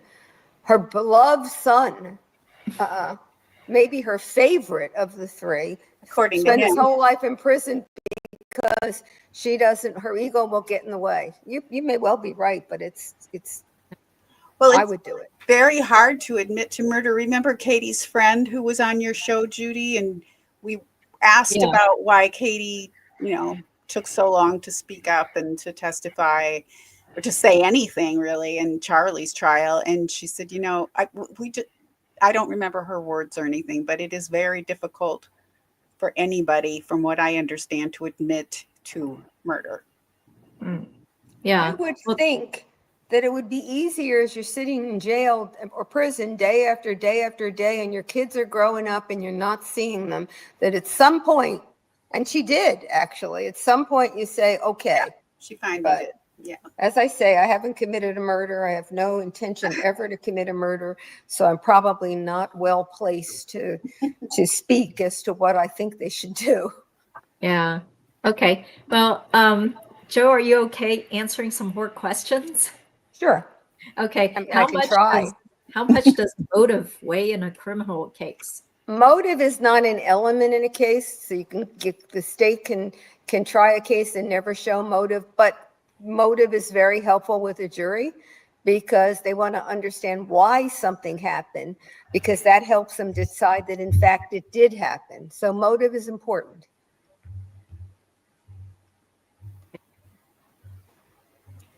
Yeah, and plus, isn't that what most jurors want to know? It's like, why would this person want to commit murder then? Why would they do it? If they don't think that there's any motive, then they might be more inclined not to vote guilty. Yeah. With all of the divorce filings and those crazy emails from Donna to Wendy, all of it seems like this case for sure is heavy on motive. The extreme hatred they all had for Dan. Mm-hmm. Yeah. The writing class audio, that can be used at a trial too, because that's Wendy's direct speaking and writings. Yeah. Oh, I'm way behind on the chat. I'm sorry. Maybe we'll just kind of skip down there. If anyone has like any red hot questions, please put a red question mark in front of them. But thank you guys both for being here. This is actually a very popular show. I can see from the numbers here. Yeah. See, Dawn, compared to us talking about Lori Daybell Fallow, it's like nobody cares about Fallow on this channel. Yeah, well, when we talked about it, I was like, I was already filing her away. So I think a lot of people are filing her away, which I think it's the way it should be, really. Give her more attention that she craves. Is just kind of counterproductive. Yeah. Yeah. I agree. Yeah. Okay. How valid is comparison of a novel prior to murder to equal involvement? Well, they can bring up the novel, right? Because she herself said it was based on herself, and it was her story. Yeah, and how valid it's how close it is to what the facts are, and the jury is the fact finder. It can decide it's irrelevant to what happened or it's compelling. So the evidence in the book there'd have to be a determination made that it's relevant to an issue in the case, and if so, the jury can then weigh how much they think it's worth.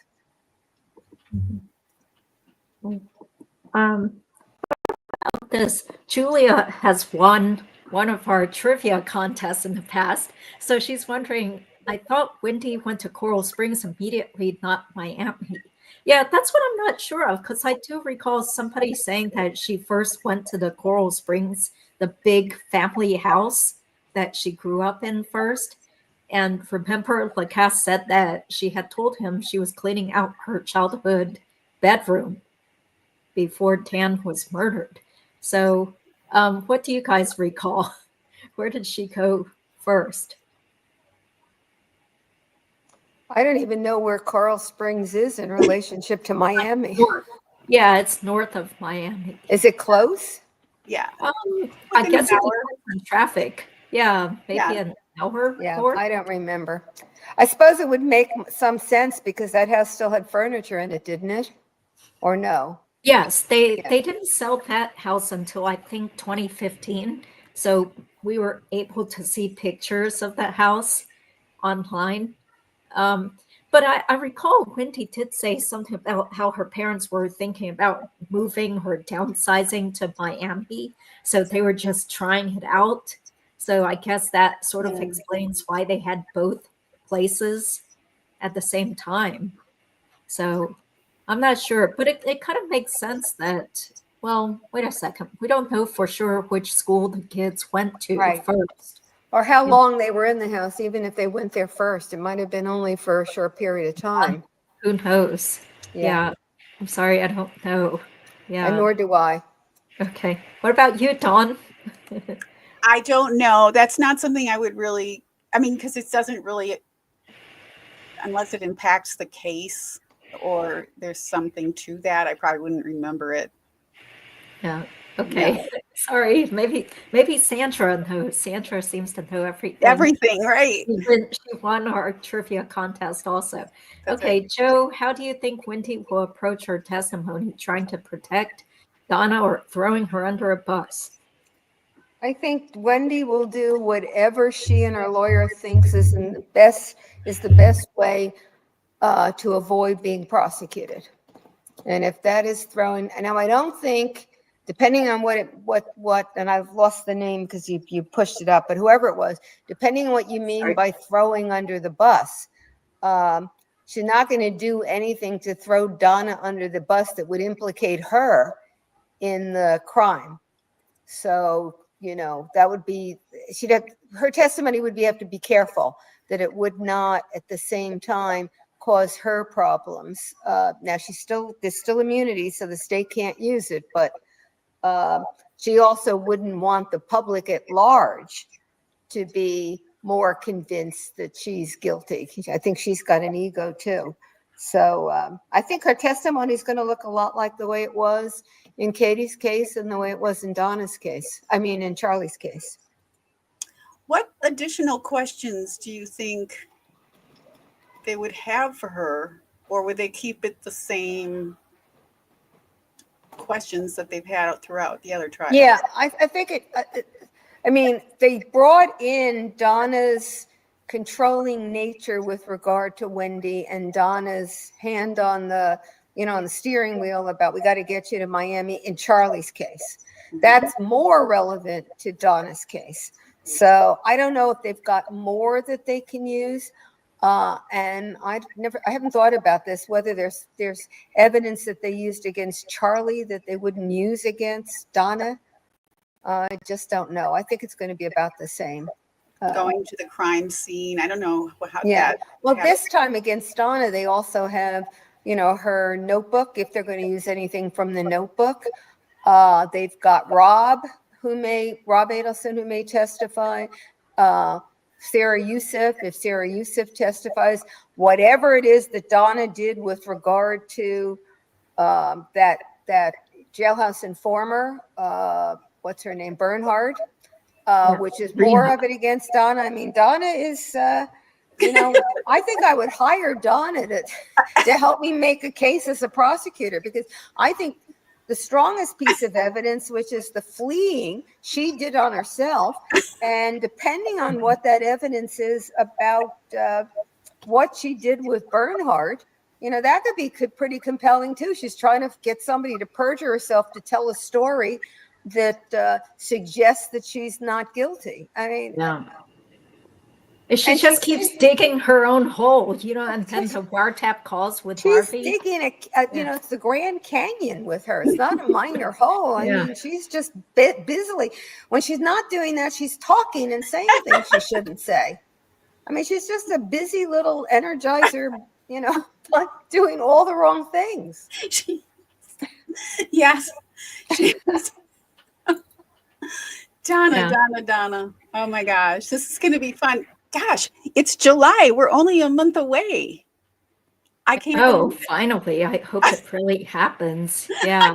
Okay. Just to answer Julia's question. Yeah, I think that was actually a text, the one where Charlie and Donna were texting each other.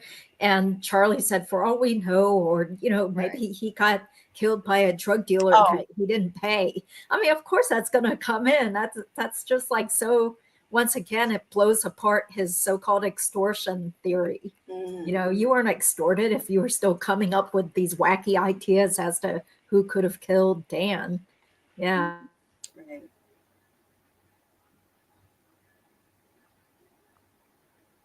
Okay, more questions for Jo. I hope you're not too exhausted, Jo. I'm sorry. No, I'm not. Okay, thank you. Thoughts on why Jackie Fulford has suddenly been quiet the past 2 hearings? Yeah, I don't know. Lawyers who are doing a joint representation of a client tend to divide, the job. So one takes some witnesses, another takes other witnesses. They may have divided who was doing some motions. I don't want to be snide. I've been snide enough tonight, but it may be that some of these motions are so silly that she just doesn't want to get up and do them. So she's leaving it to Zellman to do them instead. I don't think there's anything particularly, to derive from it one way or the other. She's just, maybe it's just not the stuff that she briefed herself. Now, Zellman is first chair, isn't he? Or is she? Is Jackie? Oh, they've designated themselves as that. Yeah, I don't know. Wasn't he hired first? I don't know. I thought he brought her on. Right. So I just figured it was divided. Yeah, duties divided. I don't read too much into that stuff. Right. I don't either.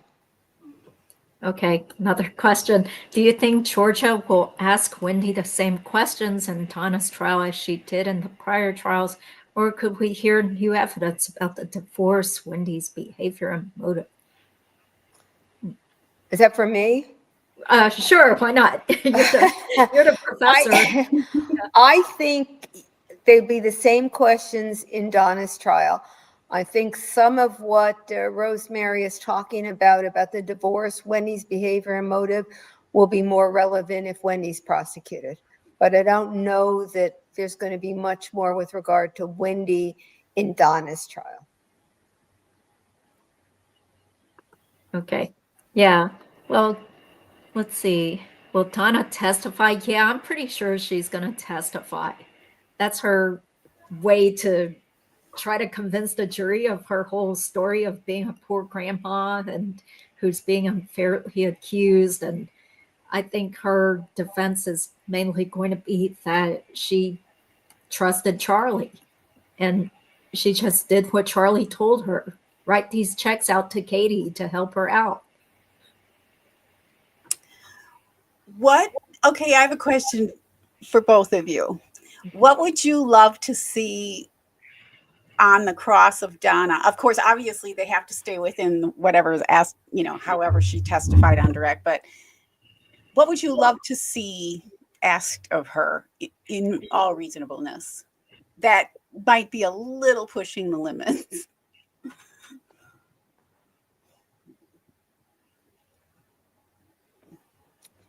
Judy? Maybe something about the TV is about 5. Like, why would you even say that? But, and well, really, I would say, assuming that we're right, and with Judy, I agree with her, that she's going to play the little grandmother who didn't know what her son was doing. I would love them to push on the notebook and on every aspect of her controlling nature. And, didn't you tell your older son you were going to disown him if he happened to marry the woman he wanted to marry? I would go through a list like that. And I would go through that notebook. I don't even know if they put it on the evidence list, however, just showing all the places where she was in charge and she was in charge and she was in charge. I just think that would be fun to watch. Yeah. Okay. And speaking of that notebook or the planner, I would also want to ask her, like, what did you talk about with Erica Johnson? Why did you put in here that you're going to meet with Erica? Because she's supposed to be one of the witnesses there. So I think the state should either ask Erica or ask both of them, what's this about a meeting you guys had? Because I'll bet Donna was doing her best to try to curry favor with this former employee who has had to testify. Which meeting? What date was that? Oh, I don't know the date, but once again, Deep Dive True Crime showed the notebooks or the date planners. So she put in there that she was going to talk with Erica. And I assume it's within the last year or something. Yeah, before she got arrested. Right. Yeah. Right. So the Adelson. And speaking of getting arrested, I would love to see them go after the explanation she gave at the motion hearing a couple of months ago of why she went to Vietnam. They were just tired and they wanted to go somewhere where they'd be in control. And if they had to go back because she was going to be prosecuted, they wouldn't be held in jail. They would just get on a plane and, I just think they could really turn themselves in. Yeah. Give me a break. Instead of going to Bermuda or somewhere pretty where you could get on a plane to come back immediately. Well, one thing I hope that the prosecution does is they should show a video of Donna when she got arrested. Because when Pat Sanford went up to her and said, "You're under arrest for the murder of Dan Markel," she just kind of like threw up her hands and had this exasperated look on her face. And then she said something that sounded like, "Oh no," or "No, not again." It was kind of hard to hear. That again, or something like that. Yeah, or this, not again. Not that. Yeah, it was. Yeah. It was some sort of like exasperated outburst. So it's not like, it's like, what, if you're innocent, you would be like, what are you doing? I didn't do anything. I'm innocent, or what you're right. Although Harvey did say you're making another mistake or something. Please don't do this. Yeah. Don't do this. Yeah, like you're gonna listen to Harvey and be like, "Oh, okay, sorry, ma'am. Get on the plane to Vietnam or Dubai." Yeah. So Yeah. Well, to answer this question, do you guys remember how Rashbaum had that ultra-friendly cross-examination of Wendy at Charlie's trial, where he was listing a bunch of stuff that would make Wendy look good? You know, like you had an appointment for this, or you made plans to do this, or blah, blah, blah. You know, here's this bullet, the invitation where it said you were supposed to buy bullet, which again was not authenticated. Right. It wasn't admitted as evidence. But sure, I mean, Wendy was smart enough, in my opinion, to have these things already planned out to make it look like she was still staying in Tallahassee. Yeah, he was very friendly to her. You had to wonder if she wasn't on his payroll, or he was on her. Wait, how does it go? She had him on her payroll. I mean, he was so friendly to her. Try to make her look really good. It didn't make sense because he was there to represent defend Charlie. Yeah. Because I always thought it would have been good for Charlie's defense to kind of throw shade at Wendy, right, and say like, I didn't have anything to do with it. They did this. You know, Wendy was the one who was named by the hitman, not me. So, yeah. Well, yeah. There's also another inmate, Patricia Bird, who is also on the witness list. So I have no idea what her role is. Maybe she spoke with Katie, or who knows, maybe she spoke with Donna. Mm-hmm. Yeah. So, but the main person we've been talking about lately is Drina Bernhardt, who we think is the one who was given a painting and given a script to help Donna. Okay, so do you guys think Harvey will be charged with anything? If Donna is convicted, possibly. I mean, they have his Zelle, so do they have any evidence of him paying any of these inmates or paying their buying commissary? Yeah. I don't know, but wasn't there talk about Harvey's Zelle account being investigated, or they got some info on that? Yeah. So it is starting to kind of tilt my thoughts towards probably, you know, I mean, we're just guessing again. Yeah. I'm sure if he did anything wrong or tried to bribe a witness or something, then he should get charges. Yeah. Or if they have evidence that he was actually involved in plotting to murder. Yeah. So do you think, I kind of feel like Katie will be more forthcoming. She seemed okay at Charlie's trial, which, you know, I was surprised because given how bad her proffers were, you know, I wasn't expecting much. And don't you guys remember how negative Tim Jansen was about Katie? Like he kept saying, no, the state is not going to call her, you know, it's nothing burger, you know, like if the state calls Katie as a witness, then there's something wrong with the prosecution's case or something like that.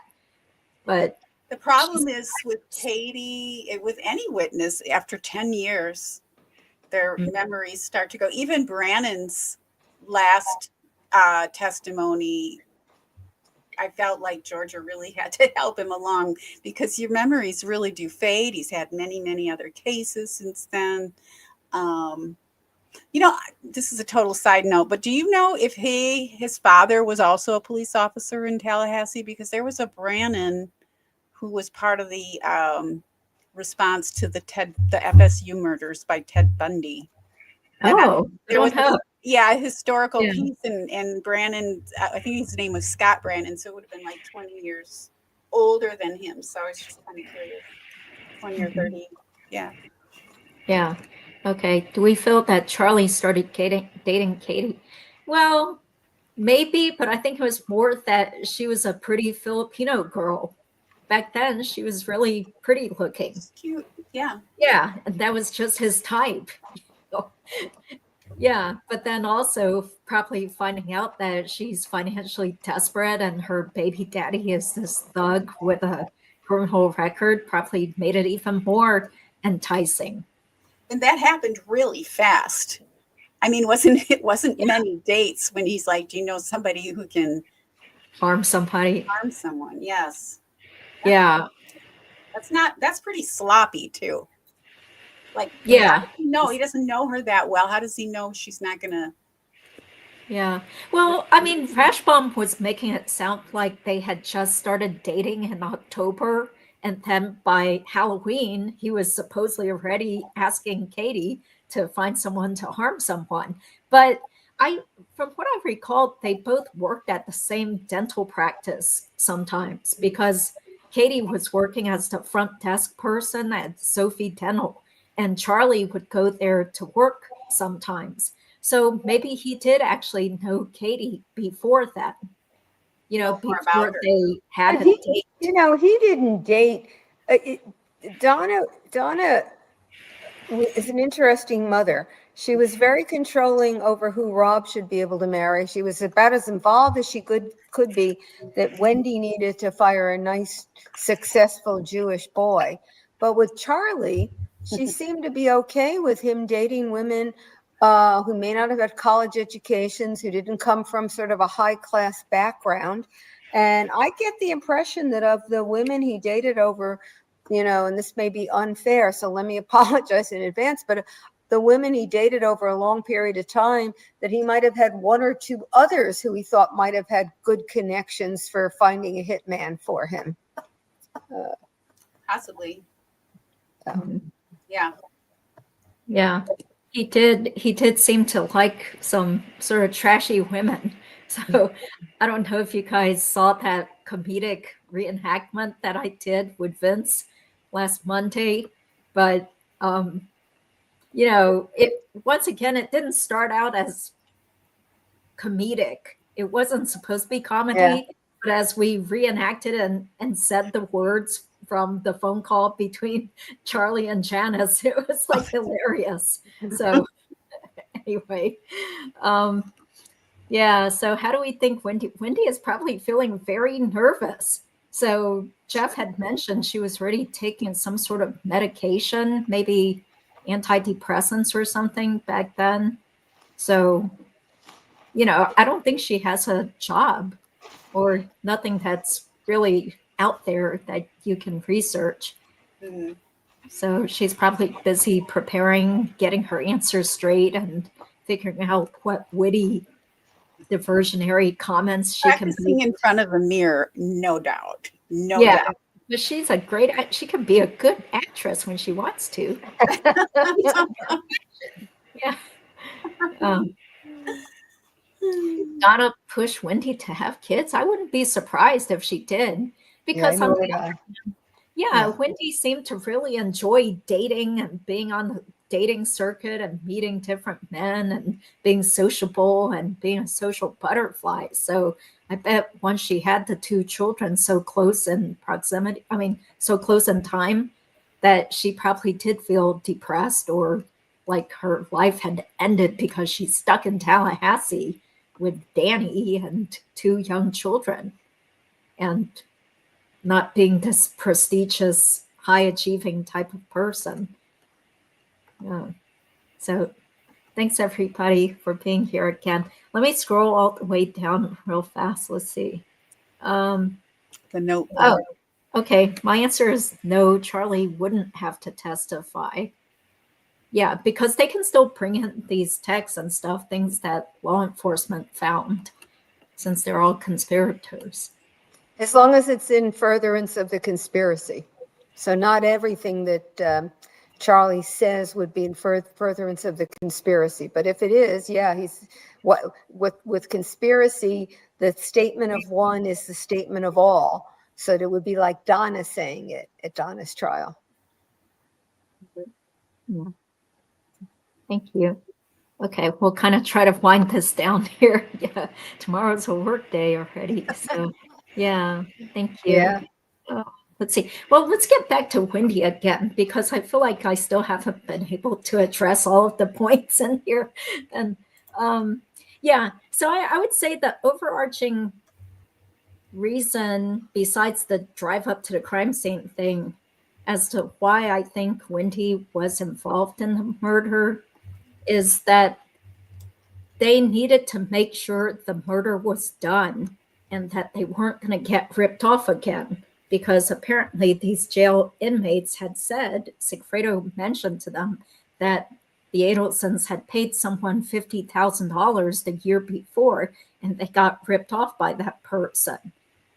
So why would they keep Wendy in the dark? There were tons of communications back and forth between Wendy and Charlie, as well as with Donna that morning. And I'm sure in the days leading up to Dan's murder. So she also took part in the totally ridiculous TV alibi. So, you know, if you don't believe that the TV was really broken by a young child throwing a remote, then it makes no sense for innocent Wendy to then take part in this TV repair ruse. So I just don't see her family plotting this whole thing without her knowledge and without wanting to know Dan's specific schedule from her to make sure the hit was really done, and also to make sure the children weren't there when it happened.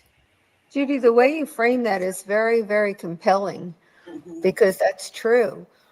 She would have no reason to pretend about the TV unless she was setting up an alibi. And that's a really great way to frame that. Yeah, that broken TV to me has always been kind of like the basis for why I felt like she was so suspicious. When I did I think I did like a 10-part, years ago, of her police interview with Katie, another Katie. She mentioned she had 2 little kids that broke her TV. And I'm like, well, did they throw a remote? Like, how hard would that be to, do? And they were so little, it just, nothing about it seemed real. And it seemed very contrived that she would have Jeff, I think we talked about this earlier, Jeff watch a movie with the kids on a broken screen intentionally.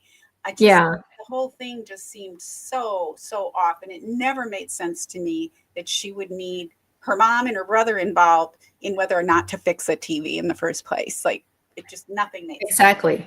Yeah. I mean, it was so interesting to hear this stuff from Jeff Lacasse, because he didn't mention this whole TV thing during his police interview. So it wasn't until his testimony at Charlie's trial that we heard these things, that the TV was just some cheap thing, and it just didn't make any sense. Like, why wouldn't this person who had a rich family just go ahead and buy a new TV then? But instead you want to keep it broken and keep watching TV on it to the point where your kids are crying and fussing because you're forcing them to watch something on the busted TV. It seemed very deliberately calculated so that she could have plenty of alibis for that day of the kill.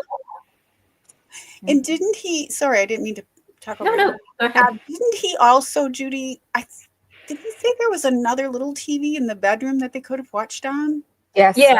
Yeah. Mm-hmm. It's like it had to be embedded in their mind. Like, so the TV had to remain busted, and it had to stay there, until July 18th for this repair date. It's totally suspicious. It makes no sense if she were totally innocent and not involved with the murder. So I don't think they would have just been like, oh, okay, well, we have a general idea that Dan typically drops off the kids, and so just go on out there and find him and go kill this guy. It's really and that's why once again, that's why Mentor Lawyer and I decided to do that stupid comedic video where he pretended he was Sigfredo looking on Prof's blog, trying to figure out what Dan Markel's schedule could be. Like, oh, there's Crime Fest or Crim Fest at Rutgers in July 24th. Okay. Just head on up there, go on up to Tallahassee and kill this guy. I don't know what his name is or whatever. Just figure it out, Yeah. That's what makes sense. So, anything else you guys want to add? I'm sorry, there's like a whole nother page that I had where we haven't really covered this. Darn it. Maybe we should do another segment of this because there's so much to cover. I have to run because I have another podcast I have. That's right. Okay. Sure. If you feel like coming back, either one of you, that'll be great. Part two. We're still interested in discussing this ad nauseum, right? Because there are so many puzzle pieces. There's so much to it. There's so much to it. Yeah. So if you guys have more comments about what really makes you think Wendy was involved, then feel free to drop a comment. But I know it's been talked about everywhere, for years and years. It's funny because when there's an injustice, I think we're all going to just keep talking until the thing is made right, because it's our way of dealing with an injustice. I don't know.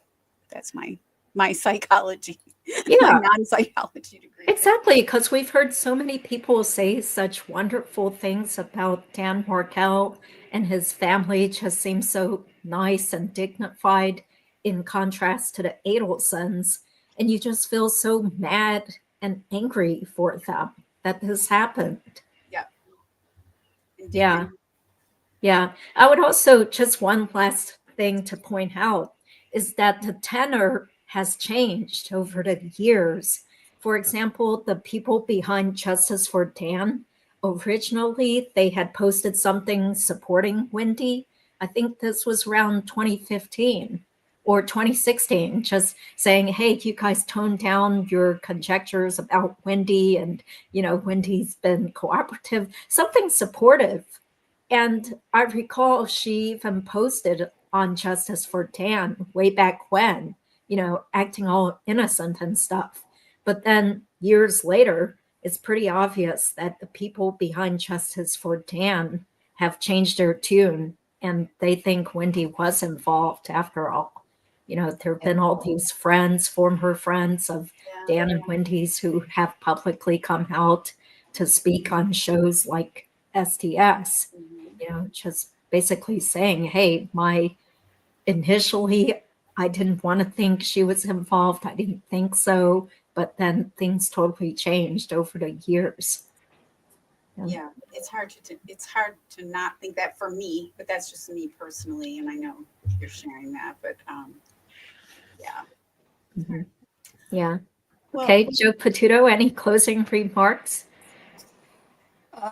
No, I don't think so. Now that I've said no, I don't think so, I think I better stop, because I get annoyed at people who do that and then go on and talk. So I'm not going to do that. Dawn just has to get going. So yeah, I think from my perspective, we covered it fairly well. And Judy, thank you for putting this together, and thank you for inviting me, and thank you for running such a great show. Thank you. Always. Thank you both, Dawn and Professor Jo. Thank you so much. I couldn't do it without you guys, especially doing all the talking and stuff. So, yeah. Okay, well, have a good night, Dawn. Good luck at your next podcast. Thank you. Thanks, Judy. Thanks for the invite. And let me know if you want to do part 2 sometime. Okay, bye, chat. Bye, everyone in the chat. Yeah, sorry. Thank you, everybody. Sorry I couldn't highlight everybody's comments, but I really appreciate it. Okay, have a great day. Have a good week. Okay. So long. Bye.